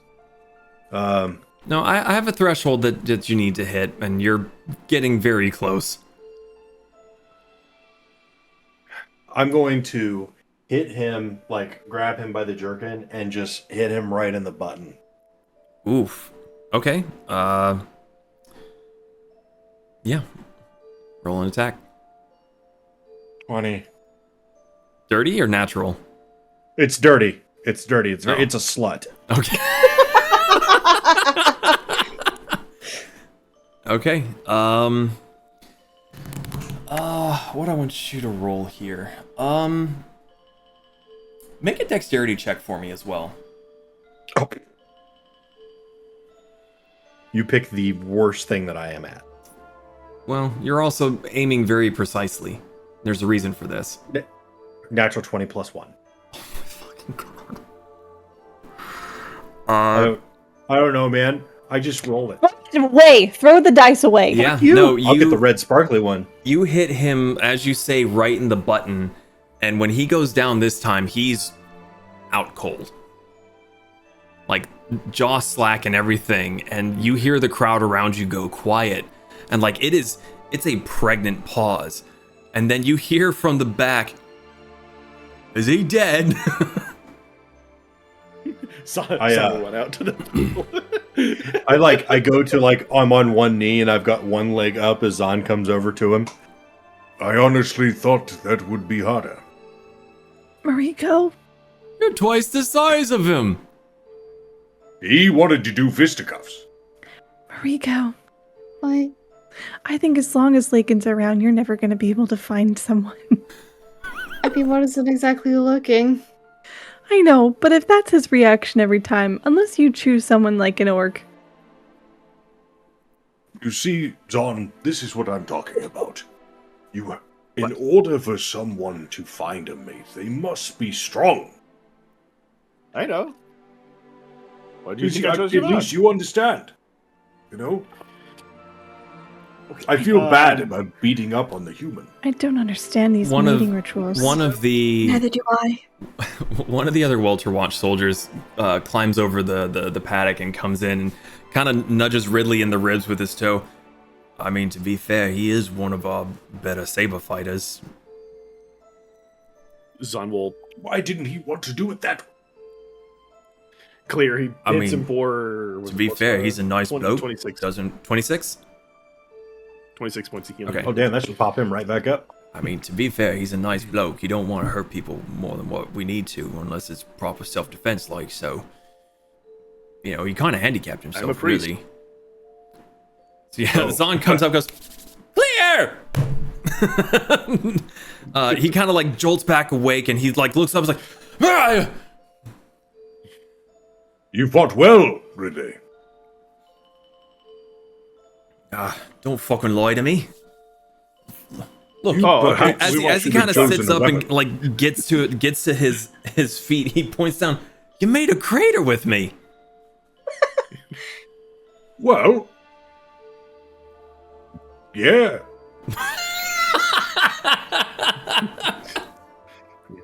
Ridley, no offense or anything, you chose to fight a 7 foot tall meat machine. I mean, Meat machine. you may be skilled, but meat machine. My friend, look at me options. Figure I may as well shoot me shot. Well, deal's a deal. Ow. I'm gonna go get back to work. And he just goes back. Yeah. The rest of the crowd kind of look on, just kind of shrug. You see some coins have been passed around, and the whole crowd just begins to mill about. As they all disperse, however, you see a few of them towards the back kind of jump slightly and make a wide berth. And as the crowd thins further, you see a very stern... Stern's probably the politest word I can say. There is a red-skinned... Yeah, kind of. Deep red-skinned tiefling woman standing there. Very up straight, hands clasped behind her back. Regalia looks a lot nicer and cleaner than everyone else's. And standing beside her is a smaller human male, very kind of scraggly, scrawny, and looks like he's standing as if he's her shadow. Tiefling woman kind of stands there, just looking at you all, her tail kind of flicking back and forth in what looks to be fairly obviously some sort of form of irritation, as the rest of the soldiers scatter now that they know that she's there. Where exactly is she? If they're fighting in the paddock and Cassie's over here, she's a little bit up this way. Okay. Because like the gate that you came in is kind of down to the southern side, and they're all kind of dispersing back into the camp towards the northern side of where things are located. I probably would have rolled that way, because I'm just rolling, because ball is life. So. Why did you say that as I was drinking?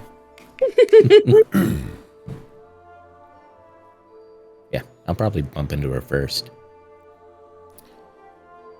With the gathered crowd, you would not have been able to roll into her because she was behind the crowd as she came up to see what the fuss was about. Oh, really?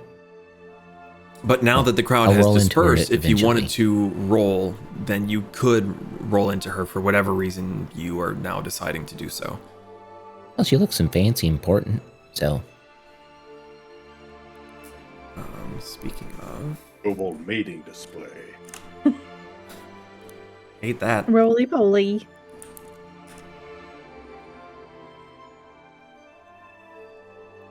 No, she's not big. No, she's not big. Damn it, I've lost interest. Likes younger men. The crowd finally disperses.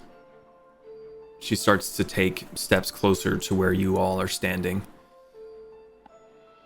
Enjoying yourselves? Hello. I mean, healed somebody. Wouldn't say that's too enjoyable. Are you referring to our friendly sparring match? Yes. It is not often that outsiders perform such indulgences. Well, as you can see from my visage, madam, I am an orc. I love to fight. And here I thought you were a gnome. Riku's just holding onto Kasumi's sleeve now. I'm just orbiting. Have you seen The Ridiculous Six? When he's a tumbling. Hey, Yeah. I I don't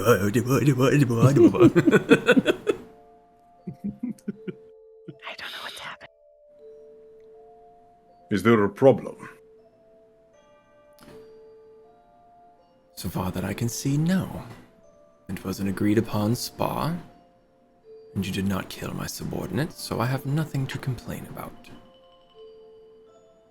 Oh, I wouldn't have let Your that man happen showed anyways. great courage to step into the ring with me. Or idiocy. Especially to handicap yourself in front of one such as yourself. Believe you me, madam, he chose the better option.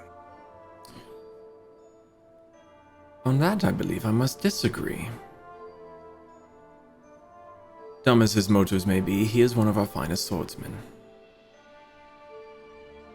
And perhaps once we have finished what we need to do, we'll return for a proper duel.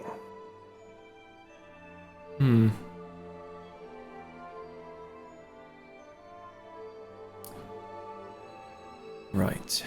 So, the fun banter aside, my squire here informs me that he was given a symbol of which belongs to you. She kind of jerks her neck sharply towards the young man standing beside her, and he kind of flinches and kind of scurries over towards you, pulling out of his bag this cultist symbol that you had given earlier. Yes, that is correct. Your warning has been received. That is all. And she just turns and starts walking away. The younger fellow, as soon as you take it from him, he's kind of looking up at you in awe. Not fear, but just like, damn, that is something to aspire to. And then he realizes, you think? Yes. And then he realizes that his superior is walking away, and he like flinches and takes off to catch up after her. I guess that was the lieutenant. I think we should go way back in the now. I'm cold. I grabbed the kobold. Wow.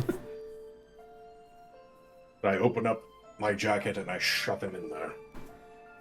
Congratulations, Now that I'm you not look dead, fat. I radiate heat. I don't give a shit. I just beat the best swordsman in a fist fight. Yeah. To be fair, Doopy doop doop doop doop. the Tailor Man is nice, but can you see why I don't really care for a lot of the the Knightly Kingdom higher ups? They seem to be. Zaan looks behind just to make sure nobody's nearby. Shut up. Let's just go back in the cart. Let's get a warm drink. What? Let's go back in the cart. Kasumi's And, like, Mariko's like, Sounds like, but wait, I'm not done talking shit.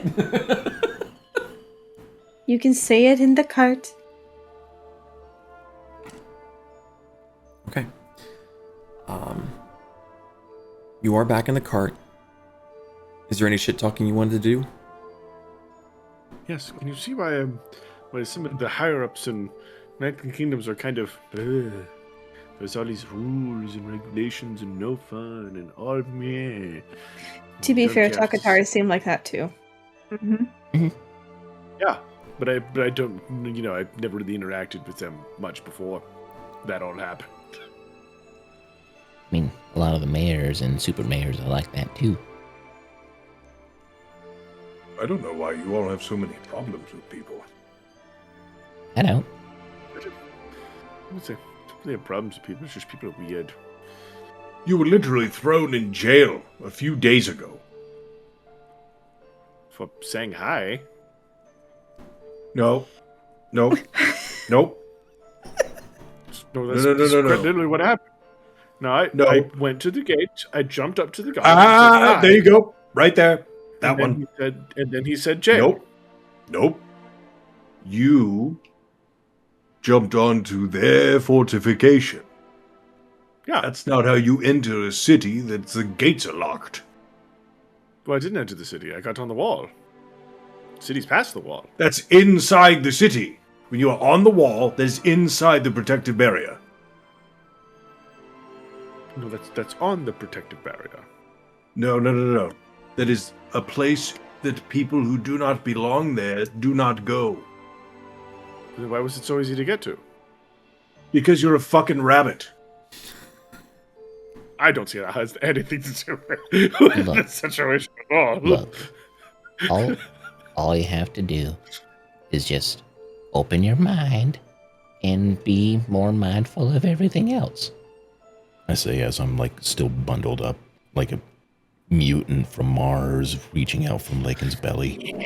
Covered in mud, by the way, because you were rolling around in all of that.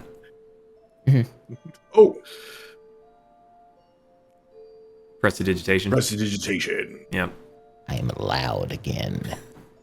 Mariko's just gonna go up and tend to her little bonsai. Wait, no, Mariko, don't leave, no! What? Listen, I hope I did not overstep my bounds, but I did not feel he was a good enough mate for you. To be fair, I just met the guy, and I haven't really had good track record with flirting. So personally, I wasn't even going to do anything. Well, Mariko, I can help with that. I don't know if anyone's qualified to give advice in that realm here. No, I am. I've done it on many occasions. I will ask, because I do not know better. Uh-huh. Moriko, do you want me to challenge each of your suitors? If I want you to challenge one, I will let you know. Very well. Very well. Kasumi, that goes for you as well. I don't think you have to worry about that with me. There's someone out there for everyone. I don't think you understand. I don't have any interest in any suitor. Hey, same. I hold out a hand. All right, leave me You hanging. guys might Cool. be like in Rokasing. My people are nice. Most of the time. I look forward to your big muscular women. We have lots of those. Well, while we wait, if y'all don't mind, I'm going to draw up a very hot bath and add some bean juice to it and soak. I'm surprised he's taking a bath at all. I need warmth all over. Technically, it's dirty bean water. It's not the same. Yeah, but still. But a coffee bean bath sounds pretty damn good. I need It warmth. smell like. Can I join you in this? Sure. You both won't fit. That was big enough. First off, you don't own a tub big I enough was gonna for say. a bath. Where are you I thought- taking a bath in? I thought the original owner had a pretty big bath. No. No, they don't have plumbing. See, I don't know everything that's in this card, so I just I can build one. Pez whenever he says something. I'll build one. Yeah. You know what? The forge. It's We watertight. don't. Ped. I hate the. No, it's small. We don't have a massive forge in this fucking cart. I Well, just need You a bucket. maybe. define massive. Because he's got a pretty sizable enough forge for- in the craft room. The big enough to fit him and Big Chungus back there at the same time. Whoa, don't call Pez Big Chungus. Yeah, the forge is that meant to big. heat metal, not bath water. And people. Well, no, it will heat you once. And then nothing else after that. I can handle the warming of water. Well, here, how about this? How about this? You can dip your tootsies in the water if you can't fit. How about that? I'm If not I even cannot Forge submerge Master, I myself, I don't do know not this. wish to. Okay, well, more bean juice for me. Wait, Mariko, come back. I had a question.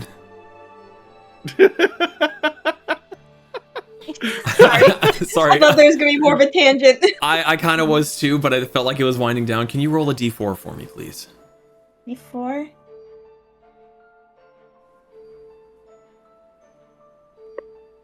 4. 4.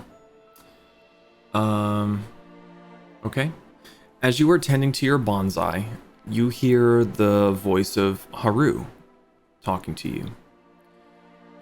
Around? I caught Tamami trying to teach her tree how to fish.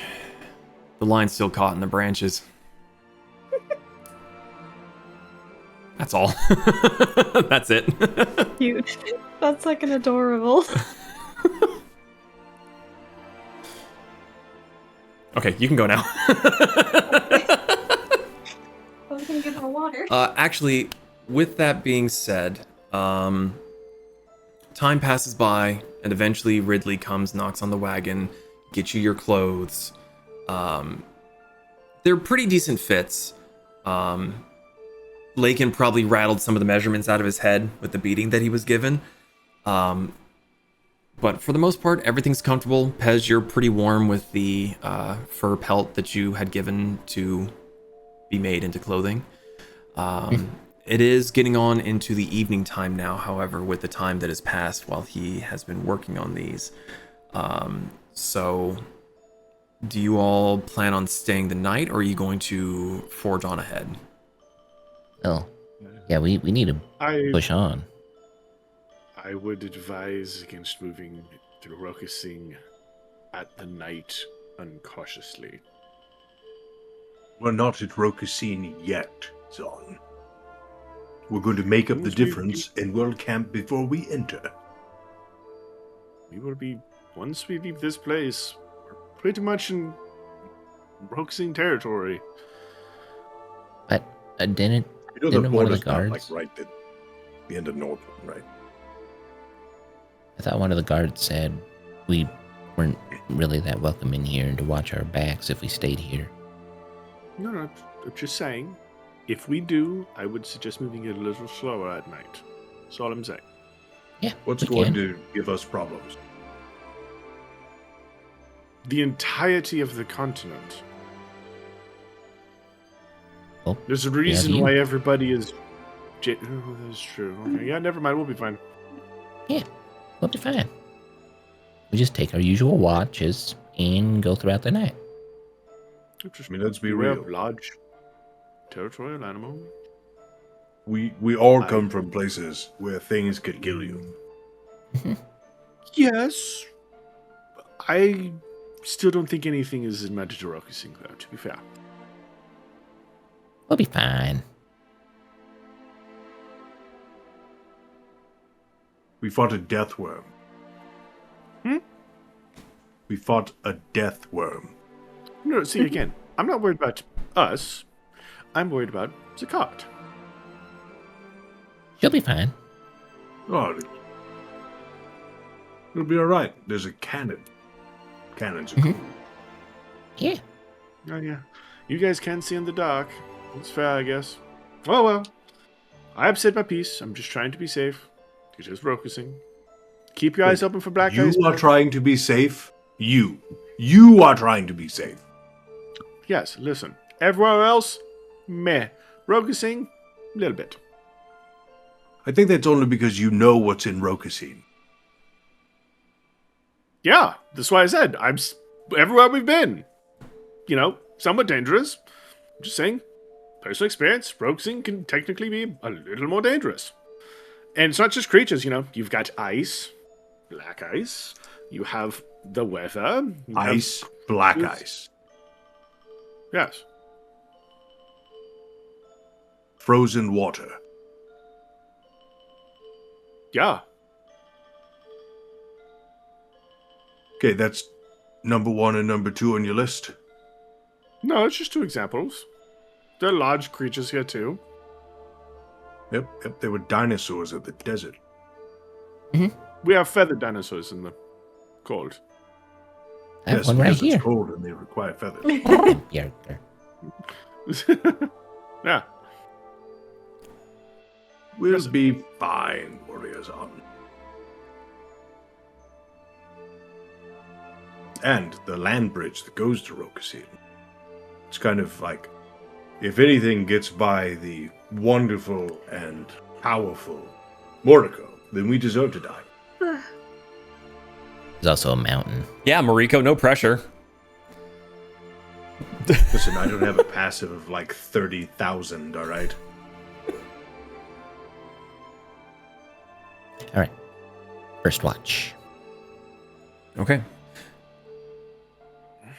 It takes Lakin half a sentence of convincing to let the Northern Gate Watch let you out.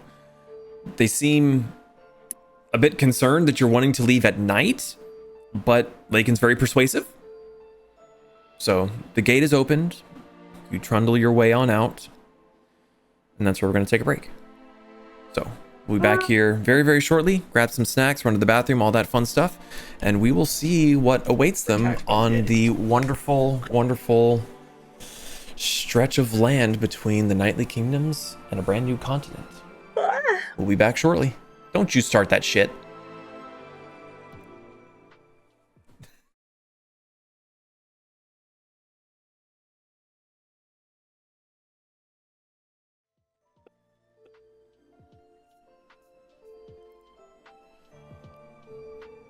Okay, and we are back. Hello. So, it's later on in the evening.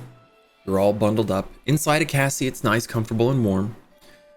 For those driving on the top, it's getting colder. Sure. The wind coming off of the Whispering Sea has a little bite of dampness to it. And that dampness with the wind breezing over you is making things even less enjoyable. So, Pez, you said that you were taking first watch? Mm-hmm. Hopefully with someone else.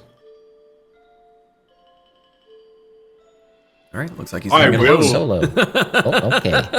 I said I will. Rico's doing second and third. It's me and my buddy. I'll do third as well. Is Lakin sitting on the bench with me? Yes. I'm going to magnetize to you to steal warmth. I will open up my jacket and put you in it with just your head sticking out of the jacket. Ah, Is that better? No, you being cold-blooded and all, this is gonna really suck for you. yeah, I had to like massage my tail because it kept getting erect because of the cold. It's not great. I wonder if you could fashion a suit that circulates warm water around your body. I mean, probably, but allegedly there's a crystal that'll keep me warm. Who has that? I mean, Zaan said that he had a few, or knew of a few. Well, that may be a good stop, because I imagine these clothes will only help us so far into Rokasing. Plus with the sea Or we'll breeze have and to the hunt bear. dampness. I mean, I could go hunting. Wait, are you talking about mammals? Yes. Oh, okay, yeah. Mammals have fur. What did you think I was talking about? I don't know, something scalier. I don't think they have that up here. You'll never know. Zaan did mention the feathered variety. But I I mean, don't know if it's really the same. there are scaly critters that thrive in the cold.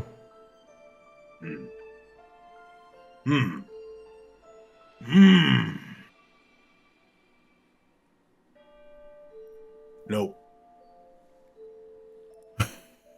Just no. we have to be careful. Because if there are any foxes, Foxy, Foxy, Oxen? Foxen, sure. If there are any foxen about, we may not want to hunt those because Kasumi may not like it. I'm fine with that. I mean, anything smaller than me, I won't kill. What about like a squirrel, like a really big one? They deserve to die. Wow, that was aggressive. I don't like them. Why don't you like squirrels? They stole my nuts. You had nuts in the desert? Yeah. They're good crunching on. Are you sure they want rocks? They're very crunchy. All right, I'm going to leave that 50-50.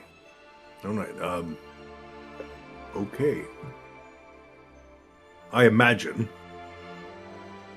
that this barren landscape will give way to more forests and mountains and glaciers, things of that nature. Cold rocks. Well, it's not... Yeah, cold rocks. It is bracing, though. You know, if I wouldn't have accepted this deal with Seto, I would be long dead, and never would have had the pleasure to meet you fine folk. You know, I'm still surprised I'm alive. Perhaps you are to be, I don't know, like, do kobolds have like a king? I don't fucking know.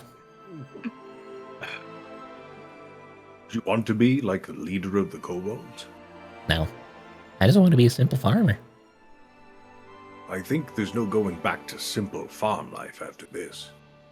Could be. I mean, if you want to, but your skill, you could be advancing Archeron as a whole. I mean, I could. I'm no Heimerdinger, but I could be. Well, I, for one, am excited to see what you do next. On the farm. With me, Matt's back. You know... Nah, that's a conversation later. Yeah. Anyway, what's around us, DM? Through your conversation, both of you have fairly decent night vision.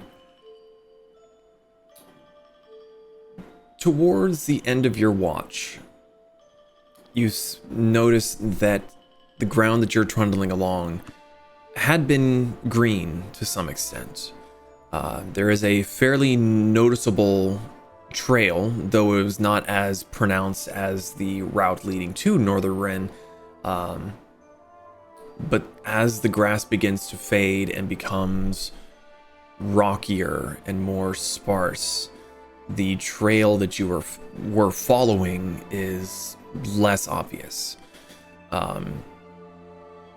It starts to look more like a game trail, and then just a space that has less greenery on it.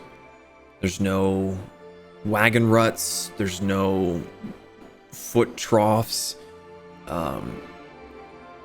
Though this is a land bridge, it doesn't seem like there's a lot of traffic through here.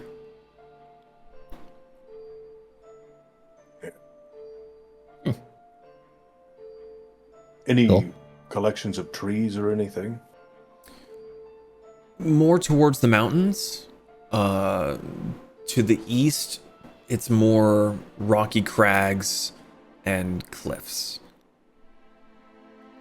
Do I spot any fjords? Not as of yet. I'm actually kind of excited to see fjords, Bez. Why is that? Does he owe you money? No. A fjord is like the Icy North's version of a gulf. Capped with mountains, and they are beautiful from the paintings I've seen, and I wish to see them in person.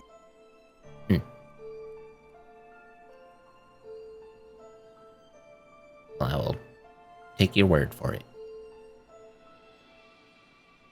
Are you gonna have to wear your goggles through here? Are your eyes gonna freeze open or something? I haven't licked my eyes in quite a while. I'm hurt. What if I poured dirty bean water on your eyeballs? That would hurt more. What if it was like room temperature? It would freeze and then I would go blind. All right. You'd give him sepia vision.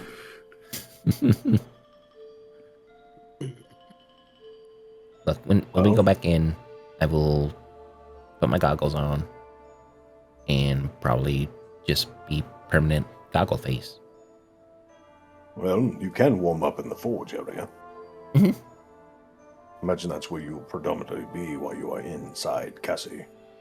Yeah, I kind of miss just like sleeping under the table because it was nice and comfy under there. But I mean, I can always sleep under the table in the forge. It's not the same, but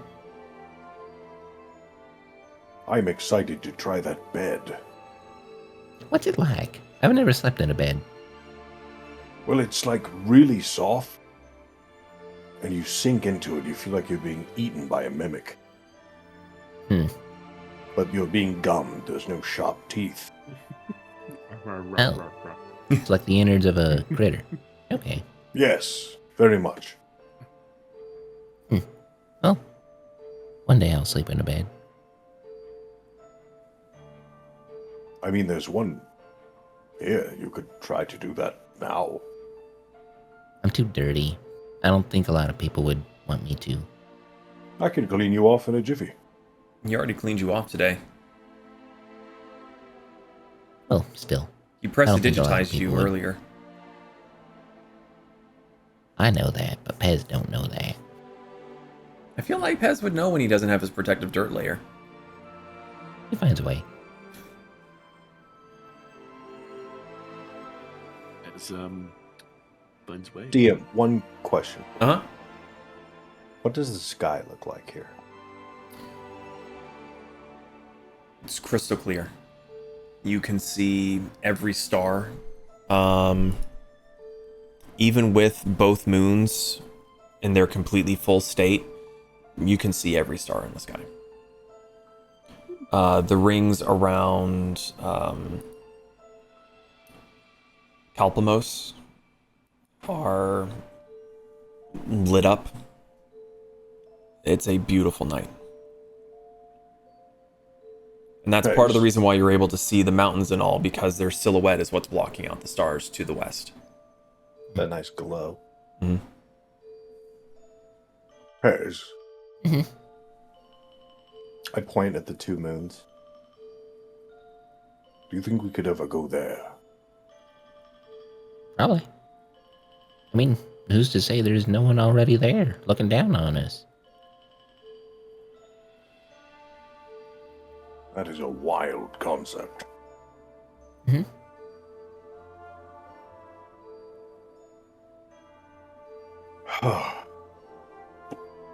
Again, keep an open mind. You'll never know what will find you.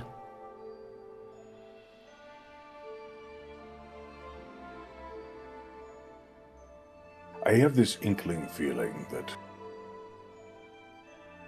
you're rolling towards an inevitability that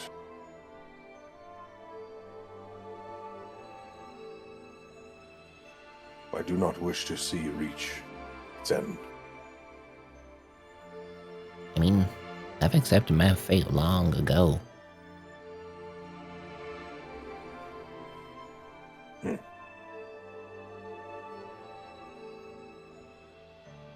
My friend, if Lakin has anything to say about it, you'll go back to your farm. I'll see to it personally. Good. I'm concerned that Zaan will throw himself into this fray and kill himself, though. Well, I'm pretty sure we won't let that happen. Well, it's kind of a poor tactical decision, him being the healer. I mean, most of us are kind of frontline. Except for me, I should be frontline. No, actually, I should be backline. But I could be frontline. Well, Kasumi is very much a quick-hitter backline fighter. And Moriko is easily the most powerful of all of us. She really is. I mean, she can turn into damn near anything. I mean, in my eyes, she's practically a goddess.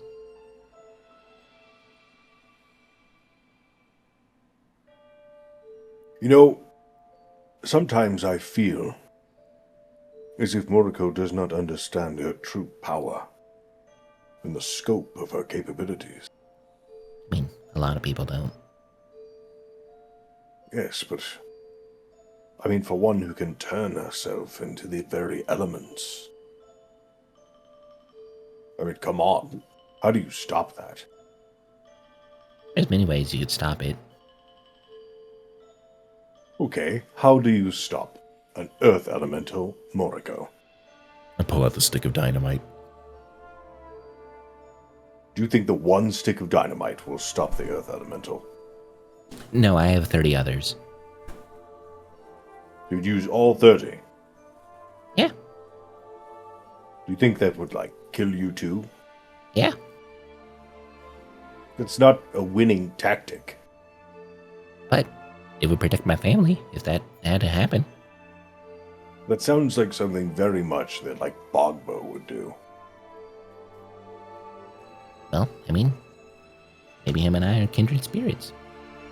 You know, we're closer to the ground, closer to hell. You know, Pez, just because you are short does not mean you are closer to hell.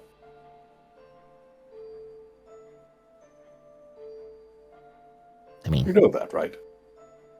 maybe. Who knows? Hell could be above us. Hell could be one of those two moons. Believe me, I know.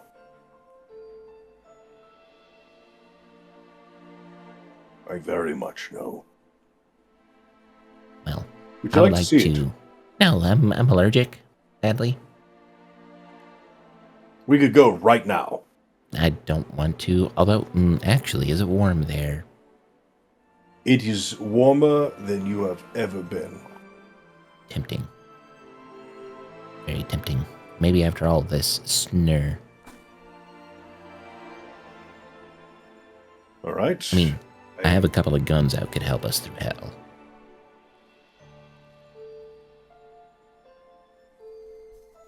Well, it's got to be time to wake up the others. Who's taking second watch? Mariko. Just her? Yeah. Right, well. Do you want to morph through Cassie, or do you want me to carry you back downstairs? I got it. And I'd like phase through you and Cassie. He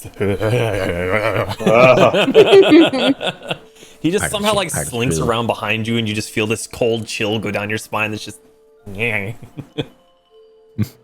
I feel dirty. I just had a I wait for terrible Moriko to thought. come up. Hey, Mariko. Your turn. Grabs a little tiny cobalt hand. You Ice you cubes. peel your eyes open, and there's just dinner plates looking at you. Wow, Yeah. wow, wow. That's a new thing to wake up to. I'm guessing it's my turn. Yep. Okay. Rika's gonna go upstairs. Do you, All bundled up. She even brought an extra blanket for herself. I was gonna say, do you take her place in the big bed, Pez? Nope. To the forge. To the warmth. Okay. So he starts to follow you back up, and you're a little confused at first until the door behind you goes.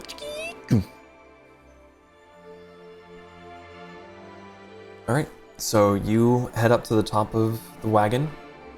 Lakin is still sitting there, keeping an eye out.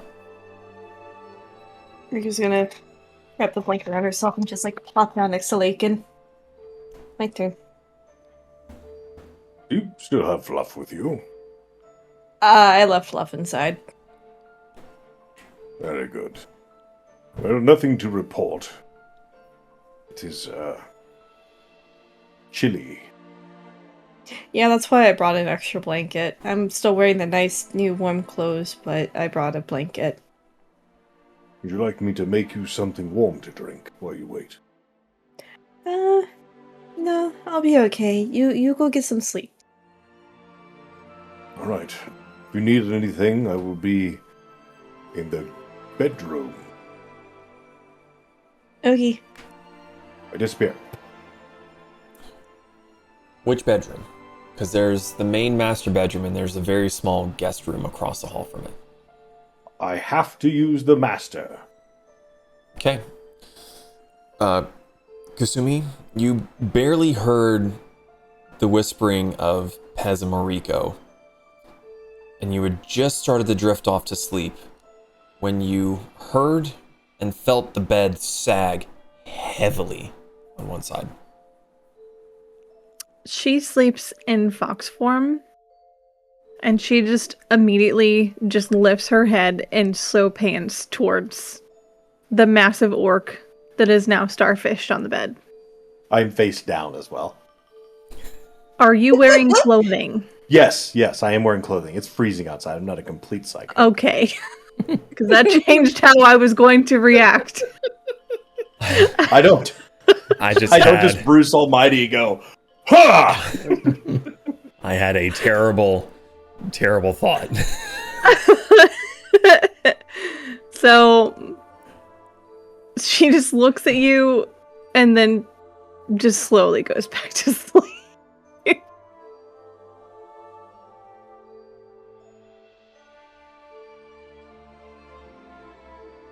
Okay, it has been shared, and I'm moving on now that it's out of my system.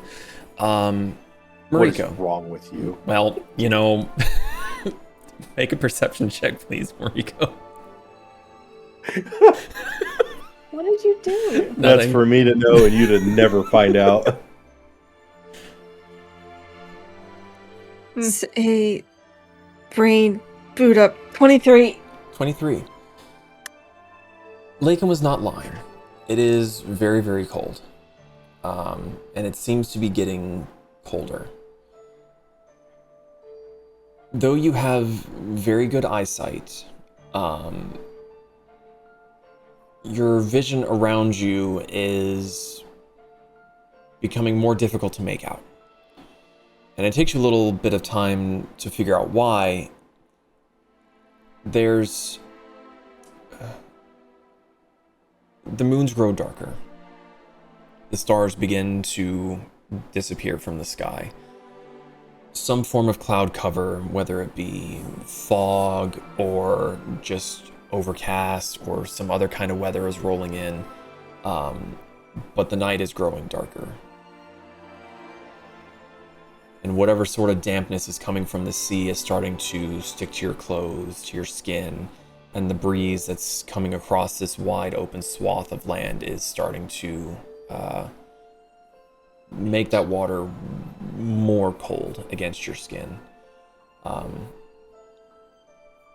This is probably one of the more miserable nights that you've spent on Cassie. At least when you were in the Orklands and it was downpouring rain, it was not also cold. But other than that, you hear nothing but the rain, the occasional crashing of water hitting stone far off to the east. And considering how far away you are from the ocean, it seems that there is some kind of weather pushing along that's making the waves high enough and large enough to be heard from this distance away. Is there anything you want to do during your watch? Just keep an eye out. Bundle more into the blanket. You try to sink into the cushions as best you can, swapping to either side of the bench just to see if there's one side that blocks the wind a little bit more. It works in some instances, and then the wind shifts to a different direction, and it just brings shivers to you once again. One of the longest watches you've ever had to do by yourself.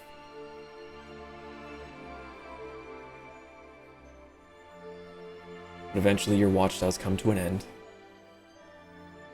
Kasumi, you were taking third watch?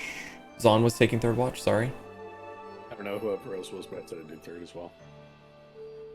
Yeah, I had offered to take second, but since there were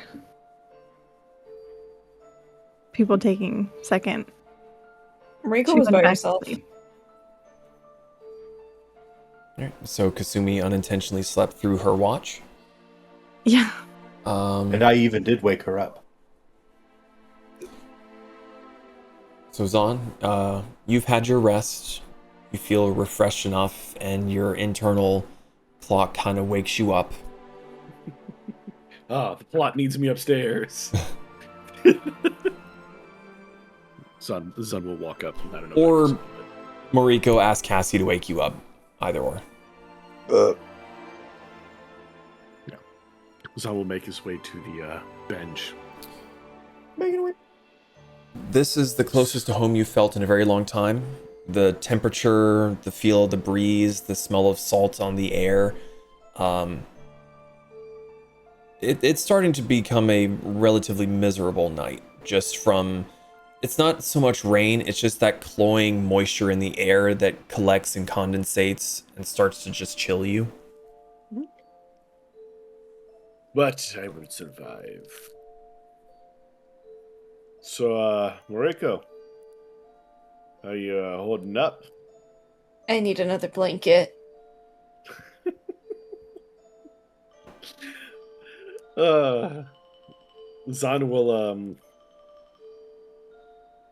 depending on where you're sitting, Zaan will scooch you over and put himself in between where the waves are and you, to use his small self as a small buffer.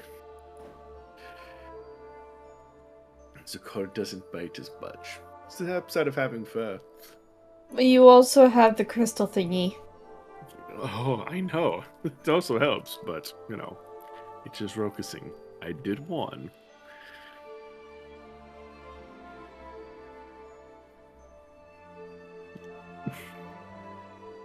Okay. The night carries on. The sound is deadened, muffled. Zaan, you can't see shit anyway. But as the sun begins to rise, you're still not really able to see much. A very dense, very thick fog had rolled in. And Cassie has slowed herself somewhat because her senses only go so far. And she doesn't want to tumble over something or slam into something that she can't quite see. There doesn't seem to be anything that would pass as a road. This is just a open swath of open ground. Yeah. Sorry, Cassie, my homeland can be quite unforgiving and confusing. Your roads suck. Well, we don't really have them. Great. So, wheels are good. May have to use your legs every once in a while. Just watch out for ice. It can be quite treacherous. Only see a few feet ahead. Yes, that's about usual, to be fair. Not all the time, but a lot of the time. Your home sucks. It's all in the eyes of the beholder. It's not that bad.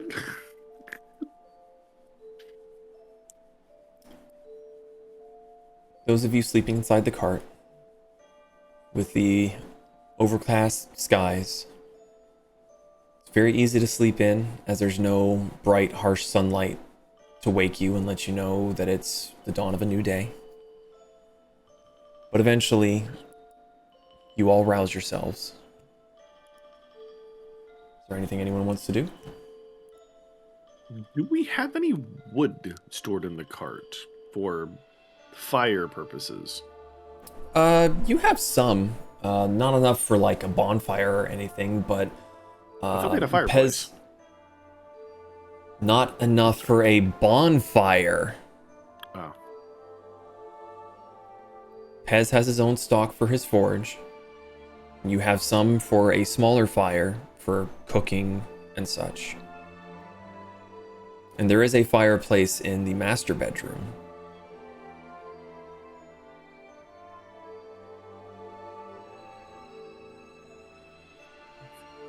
Kind of like lift up off the bed, like just drool coming down onto it. Nice. Is Kasumi still in here? Mm-hmm. She's got at least one of her tails covering her face. Her snoot. Kasumi, do you know what time it is? You just see the tail lift and just like one half squinted eye, and then it drops.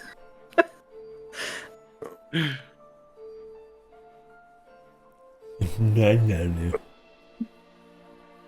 I get up, stretch, crack my back. It sounds like a shotgun going off. Jesus. And then I walk out of the master bedroom. Mm-hmm. Go over to Pez's door and I knock. I open the door and just a heat wave of dry heat blasts into you. If you had glasses, they would fog. Wow. Whoa. You weren't kidding. Well, you may want to let Moriko borrow that. She's been up there all night. It's not too terribly hot compared to the ambient temperature, though, that it's pretty toasty. It's around 82-ish in here. Zero humidity, though. I can tell. I think all the moisture is coming off my face. Mommy. Again, if anyone wants to come in here, they're more than welcome to. Just let them know that they may walk out of here smelling of, a lovely cherry wood and charcoal. I'll go check on them above As I put on my big, thick jacket. And then... They're both still up there. Moriko is bundled up tight. Zaan seems rather comfortable. Not terribly bothered. A little damp, which is not great, but doesn't seem to be shivering or anything compared to Moriko. Good morning, Lakin. Moriko is shivering. Good morning. Moriko, go to Pez's forge and warm up. Okay, and like she's trying to get moving, but it's really hard for her to get moving. Zaan will assist. Oh, I think your butt is frozen to the seat. Hold 1 second, let me give you a good pull. It's not cold enough for things to freeze yet. Damn! It's just the damp air with the breeze and the temperature lowering. Yeah. The real feel Well, is she had cold. been like bundled in one position for so long. that She's her body, real stiff. Yeah. Is she alive? Moriko, do you want me to carry you inside? No, I get it, and she's slowly but surely makes her way inside. That's painful to watch. It's not that bad out here. They're moist, but... I plant down next to Zaan. Sup? Oh, hoping this fog will clear so we can get a look at the fjords of your homeland.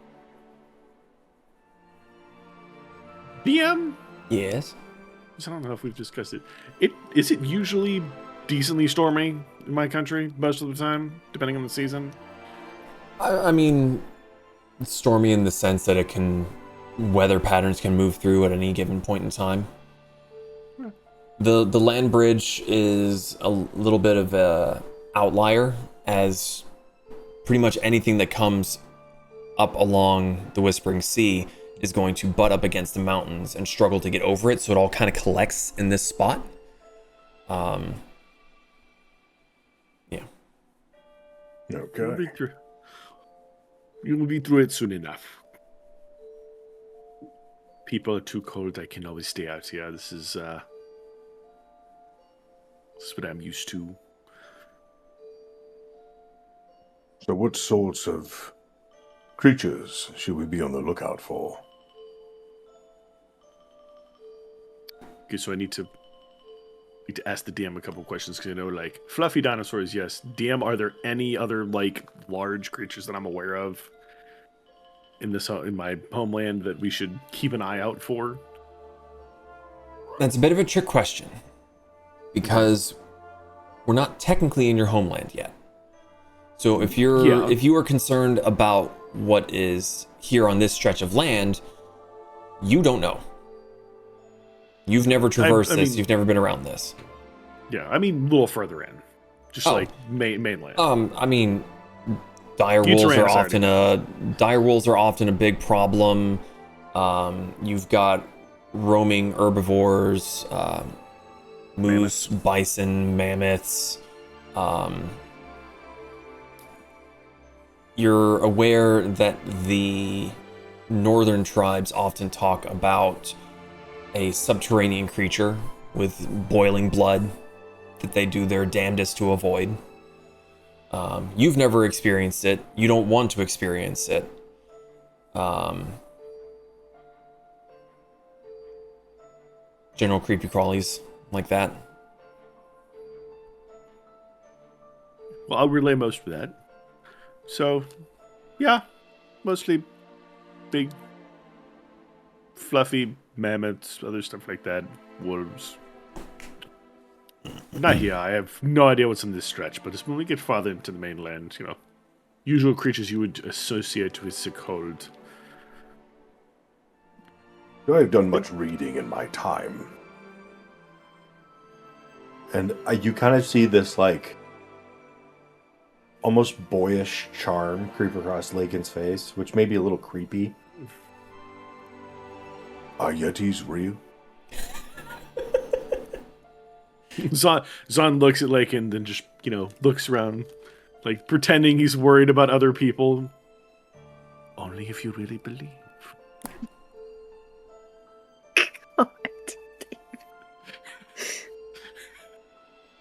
I've read many stories, but I wanted to know if they really exist. The one you have to watch out for is Big Feet. Big Feet? Big Feet. He's the king of all Yeti. Bigger feet than any creature out there. If this creature exists, I will hunt him. And I will take his head as a trophy. No, you would take his feet. Ah, yes. I will take his feet and nail them to the side of Cassie as a warning to other Yetis. I'm sorry, I'm having a hard time keeping a straight face. Come on, this is called acting. Be better. I'm trying really hard, but this is fucking funny to me. Yes. I agree. Trophies for all to see.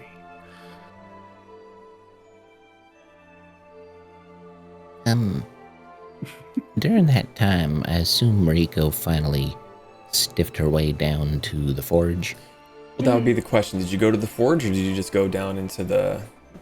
She went to the forge because she was told to go find Pez, and she assumed Pez was in the forge. It is a painful transition. It's that your fingers and extremities are so chilled that even just a warm temperature stings. Howdy.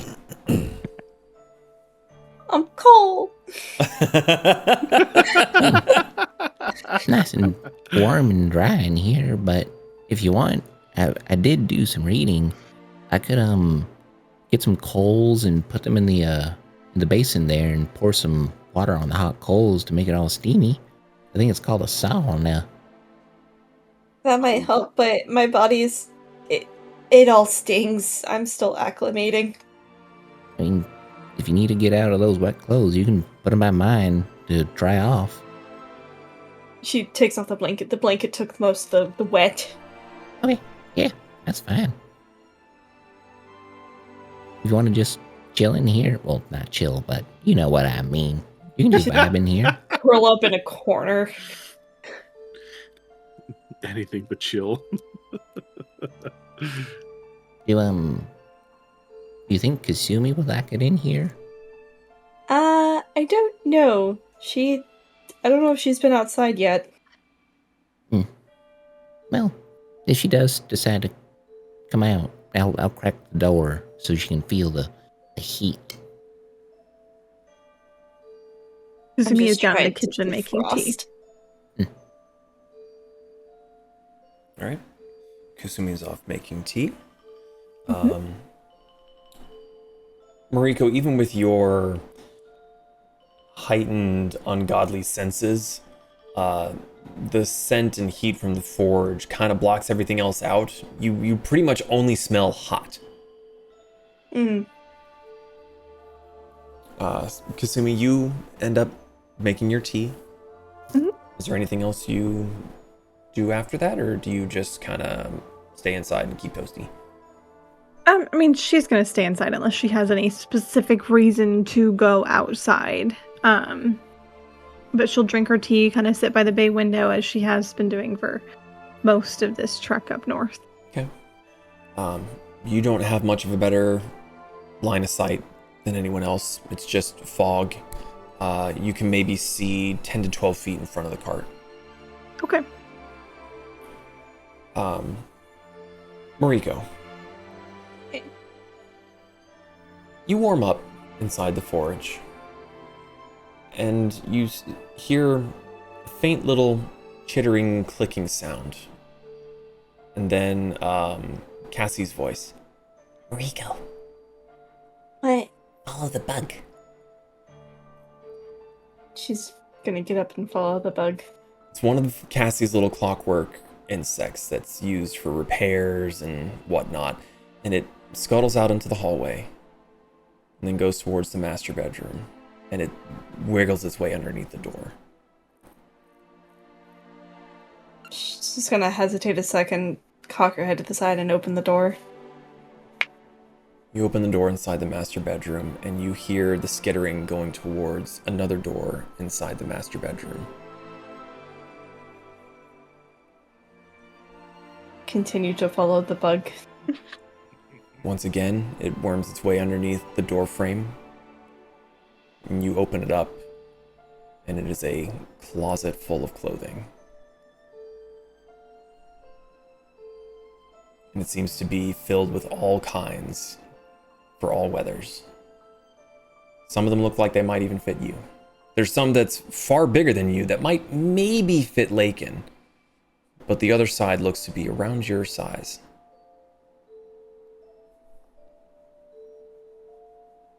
Riku's gonna try to see if she can find, like, thicker, warmer clothes that maybe she might be able to put on top of the clothes that she has on now. You sift around for a bit. Towards the front, there's a lot of lighter clothing, shorter sleeves, tunics. But getting deeper into the closet, there's thicker coats, heavier trousers, scarves.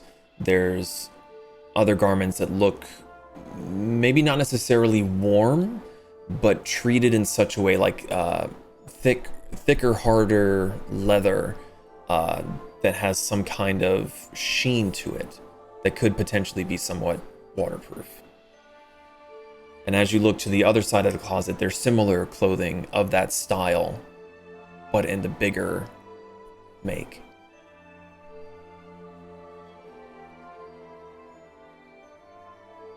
She's gonna grab one of the waterproof looking harder leather. Is it like a cloak kind of thing or like a jacket? There's a few kinds. There looks to be more like a traveling cloak, big hood, but then there's also one that looks more, for lack of a better word, form-fitting. Doesn't have the hood, but is a harder material. She's gonna get the one with the hood. That's the bigger one, and go upstairs like, Lakin, I think this will fit you. Where did you find that? In the closet in the master bedroom. We had winter clothes this whole time?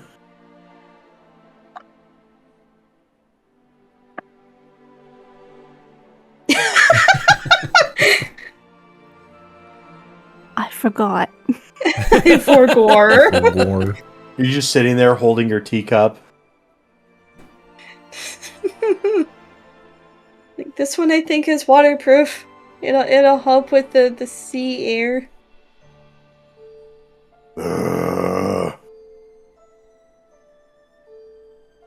As Does it fit?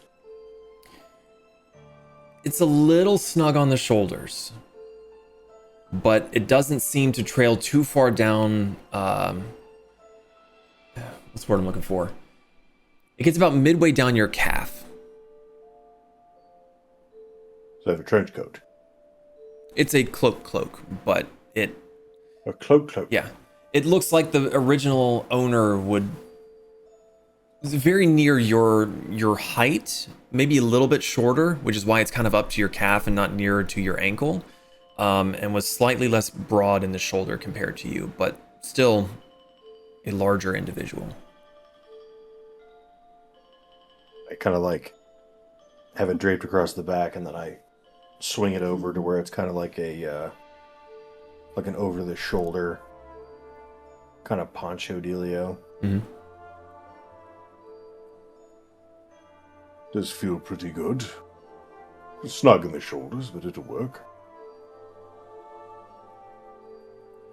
She's gonna go back downstairs. Hey, Zaan! Guess? Are you making breakfast, or would you like me to?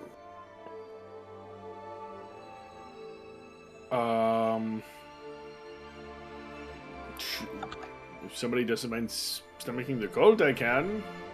What would you be making? Well, I bought everything that merchant had in the Crossroads, so we have some bacon, some more bacon. Do you know how to cook stuff properly? Yes, I know how to cook stuff. I am not being a dick. I just don't think I've ever witnessed you cook. A challenge! I'm rolling up my sleeves, and I go to the kitchen. Okay. So you head down to the kitchen, gather up the food materials that you had purchased when you were in Crossroads. The food materials. Food materials. I was trying to think of a weird way to say that, and I feel like I was pretty effective. Yeah. It's a lot of bacon. I don't think you understand. I asked for all of your bacon. All right. So are you just making bacon, or are you grabbing anything else? Bacon, toast, and I got this little thing of honey I'm gonna mix in and make like a honeyed brew.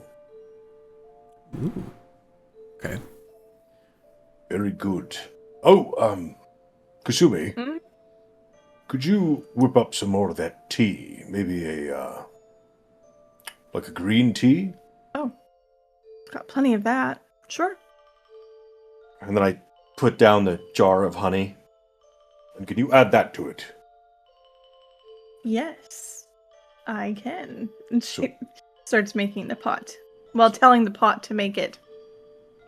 Make it so no one gets sick in this chill. Okay. Very soon, the warm, lovely scent of breakfast starts to make its way throughout the wagon. And as you all kind of gather to enjoy it, the fog is starting to lift. Seems like it's going to be a very low, overcast sort of day. The kind of gray sky that seems to tease rain, but you're not sure when it might, or if it will at all. So is the plan for the day to just keep chucking along? We're covering ground, baby. Okay. In regards to the map, where are we? Like, are we near that little inlet yet, or? You're getting close. Cassie had to slow down a fair amount. Just the lack of being able to see anything very far ahead of her. She didn't want to be going her normal full tilt for the risk of running into a crag or a large rock that would, that she would slam into, because out here, there's no repair station. The likelihood of someone stumbling upon you is very, very slim. There's been almost no sign of foot traffic through here at all. This is, for lack of a better word, no man's land. So you lost a fair bit of ground midway through the night when the fog rolled in. But as it begins to lift, you can feel that Cassie is starting to pick up the pace a fair bit. She still needs to slow down here and there as she winds around a difficult part of the terrain. But generally speaking, she is going faster now. Let me see.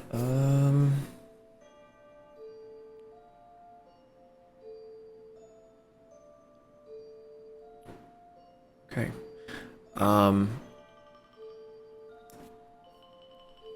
As you all are finishing your meals, there's a knocking on the door. What? It's Bogbo. The axe appears on my hand. Kasumi just subtly grabs a knife and holds it behind her back. And I open the door. Bogbo is hanging on the edge of the cart with the door open. He has a large feather in his hand. I found a thing. It makes me have Grab the goose goblin pimple- and I pull him inside. Bleh! I found a thing that gives me goose pimples. Down to my bones, it makes me fear.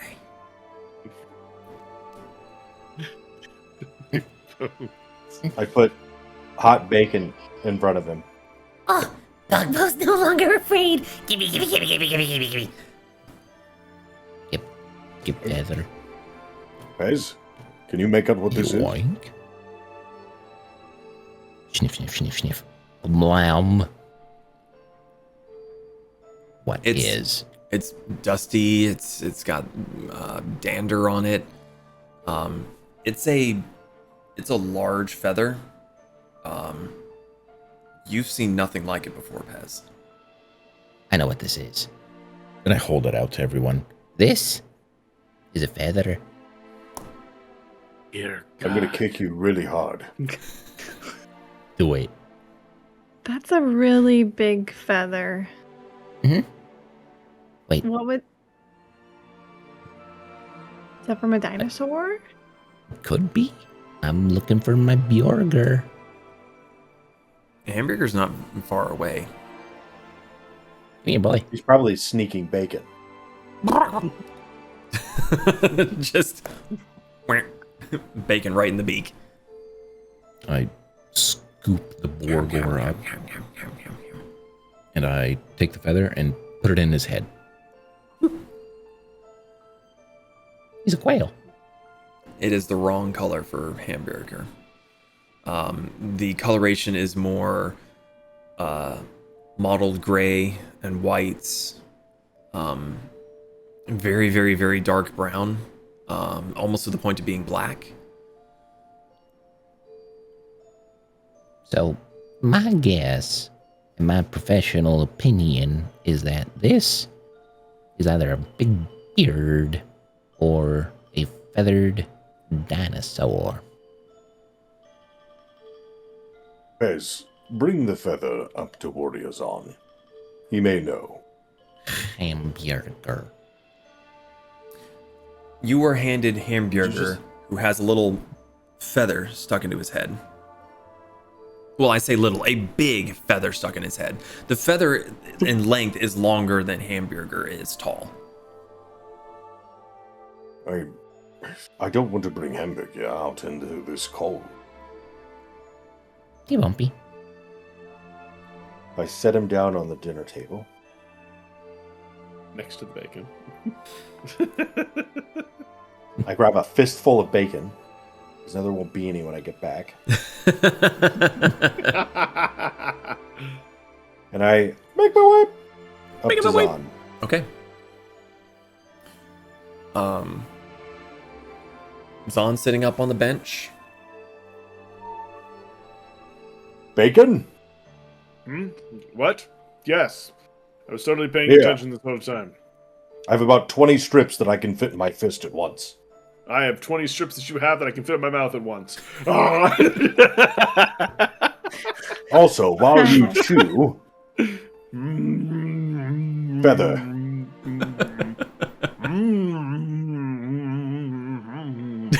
Do you know what it belongs to, you buffoon? Okay. DM, does this feather look specifically familiar to me? Make a history check at disadvantage. At disadvantage? Oh, You're not familiar with this region. Oh, that was a really good roll. Fuck you. Yeah, history is +1. That is a 14. You're not sure. You are wholeheartedly unfamiliar with this region. You know from your area that there are birds, corvids, owls, but you've never seen a feather this big before. Really? Even with Risenhoon? Mm-mm. No, Riesenhoon, best to your knowledge, would have feathers comparable to a hamburger when he's raging. This is bigger. Well? Because with that being said, That's fine. with hamburger and Riesenhoon, they have feathers, but they're not flight feathers. This is more likely a feather that allows flight.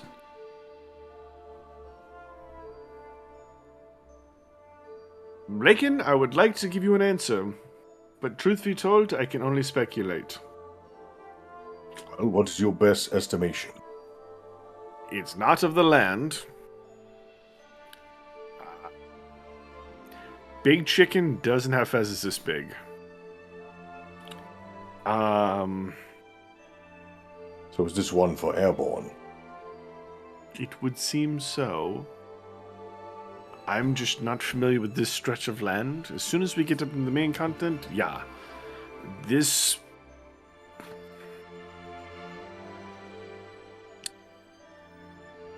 I'm trying to think of a bird that would have feathers this big. DM? Sir. I am not by far one of the most experienced and elderly individuals. Geriatric. But I have an inkling to know what this came from. I'd like you to make a history check at disadvantage as well. Only disadvantage because you're also not familiar with this region. So this will be pure guesswork what you get here. First roll is a natural 20. The second roll is a natural 19. How do you feel about a 21? 21. Zaan's guesstimation that this is a flight feather is definitely correct.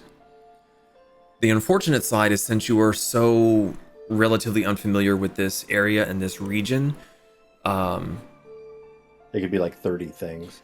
Right. It could be just a normal predator bird. It could be a vulture. It could be one of many eagle. It could be one of many things. The coloration doesn't give you much of a clue, especially since there's only the one.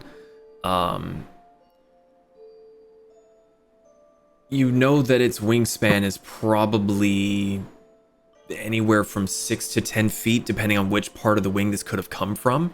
Because it's a big feather. So like if it's one of the ones at the wingtip, then maybe closer to 6 feet. But if it's one from closer in, then the ones further out would be larger. So without having other ones to compare it to, it's very difficult to say which part of the wing this came from. Bugbo's the one who found it, Zaan. He said that he had the willies after finding it. Is it because he's cold? I think it's because he was actually afraid. And you did see him with a jacket on that was not his. I figured, but I didn't want to ask questions. Yeah. Yeah. Well, I mean, the only thing I can say is the fog is working for us in this aspect as well. We can't see. It's not going to be able to see us either. But if the fog clears, Cassie is rather large. She is, but that being said, fog is fog. We can only see about 15 feet. Everything else is going to be about 15 feet of sight either way. Smell, on the other hand, we should be somewhat alright. There's a lot of breeze from the ocean coming up, so... And you keep prestidigitizing Bogbo, so... So, like, we should be somewhat safe. We should still be cautious, but I'd be more worried if the fog cleared and suddenly than more than anything else. So would it be a poor idea for me to take to the sky? Possibly, because if you go up, something sees you, and then you come back, then just be ready to take the sky if we need it. Doesn't seem to be a problem now, so let's not make it one. Very well. Has everybody There is heated tea down below with honey in, if you would like some. It's a very good drink for this cold weather. Zaan just reaches into his bag, into the unending bag of liquor, and pulls something out. Oh no. Please pull out a virgin martini. Hang on, let me find the bag. A Shirley Temple. It's a D10? Or is it 12? Please. D12. I haven't had a Shirley Temple in forever. Okay. Okay. It's going to be a 7. Cosmo. Vodka. Triple sec, cranberry juice, and fresh squeezed lime juice. Share. I smell vodka. That'll be good. Opens up the blood vessels, makes you feel like you're warm. Yes. Also, I am not really that cold, to be completely honest with you. The armor plus the fur plus the dangles this little blue crystal plus the crystal, I'm relatively unscathed. And to be honest with you, even without the crystal, this is still really nothing. Well, not all of us are covered in such a raiment of fur. Listen, just because I am fluffy doesn't mean that, No, I'm fluffy. Yeah. I will take it, and I will enjoy it. But, that being said, if we come across some trees at some point, probably getting some firewood for the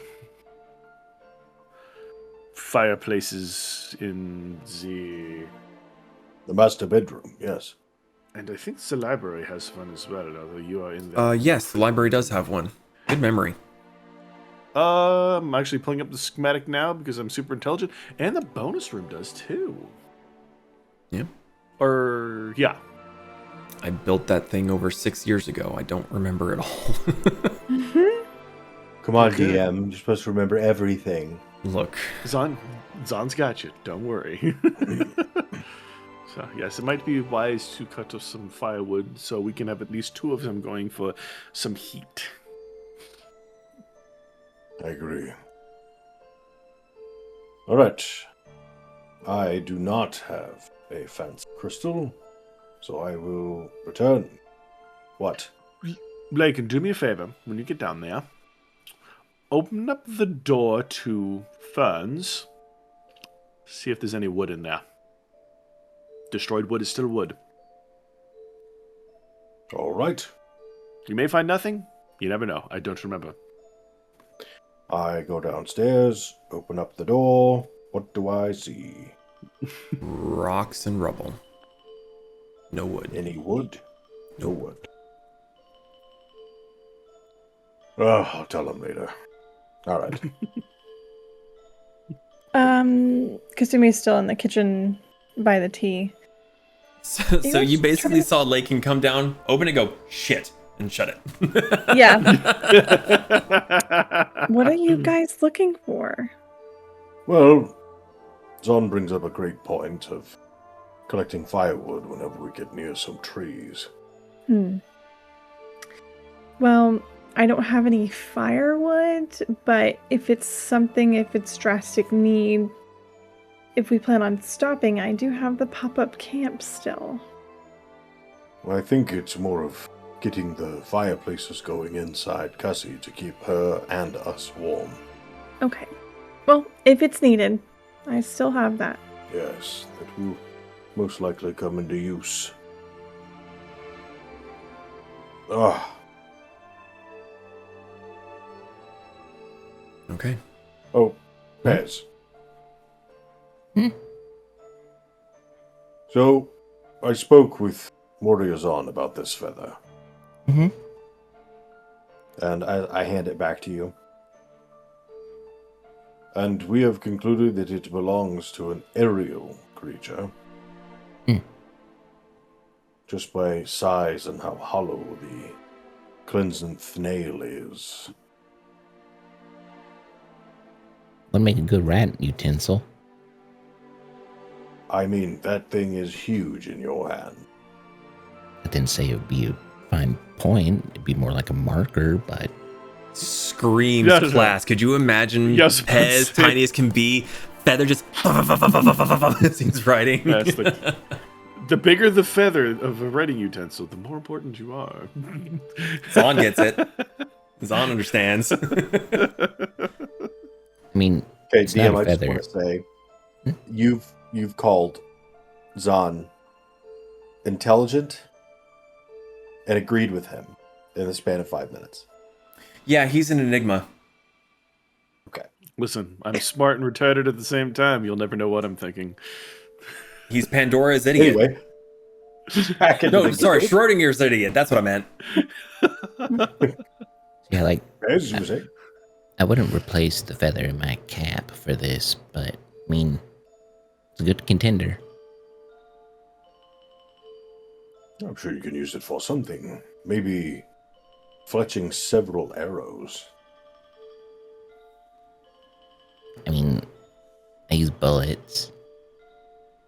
But Kasumi doesn't. I mean, I haven't... Last time I used my crossbow was... God, it felt like 5 years ago. Are you guys having this conversation, like, in the main area? Yeah. Kasumi's just sitting there, like... I mean, I'll use my bow. Yeah, I mean, if you need more arrows, just let me know. I have magic ones. Oh. So you don't need... You feather? No, you can keep that. Okay. We don't know what properties it has. I figured our resident artificer would be able to see if it has some sort of magical means for a component. Yeah. I look at it. I don't have identify, so I just look at it. Ah. He's carefully examining it.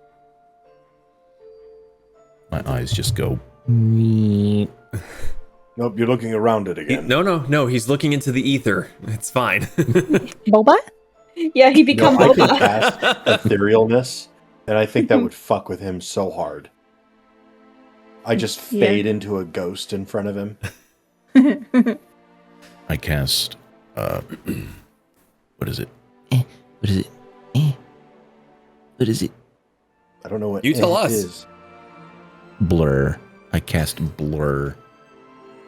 On yourself. Yeah. Oh shit, he's vibrating.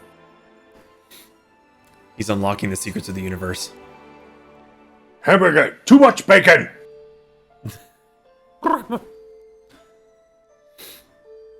Right. Spit it out, you're gonna get sick.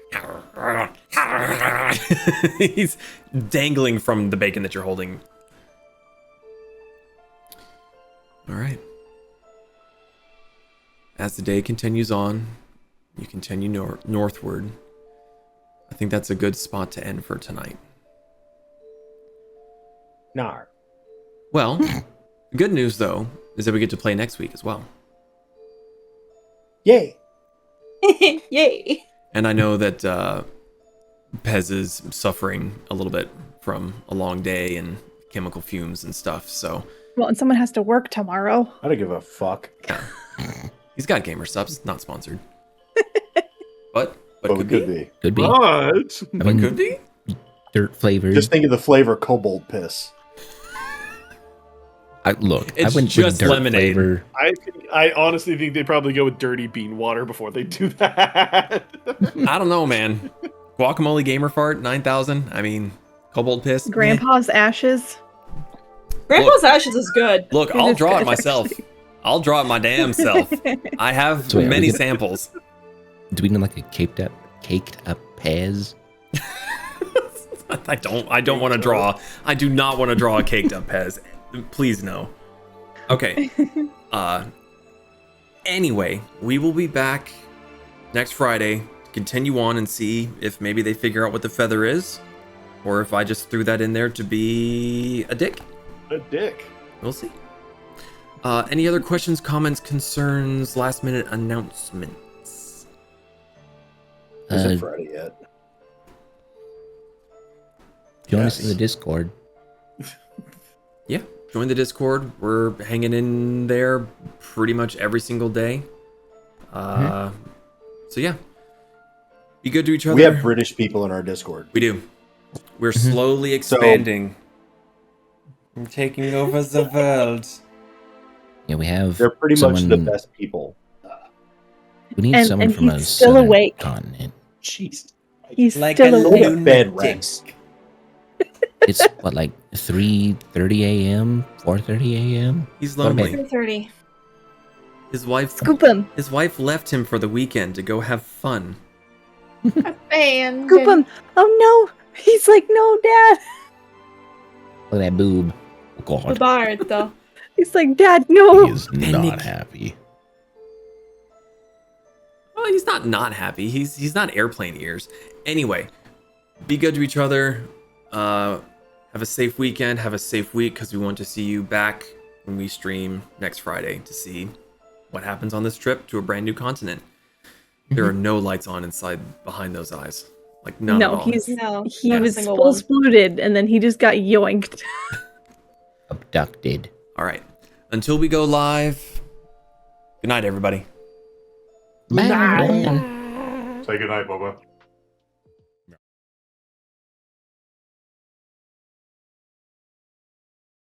Thanks for listening to the Fools and Flagons podcast. If you enjoyed this latest adventure in the Tales of Archeron, you can catch us live every Friday at twitch.tv/Fools and Flagons.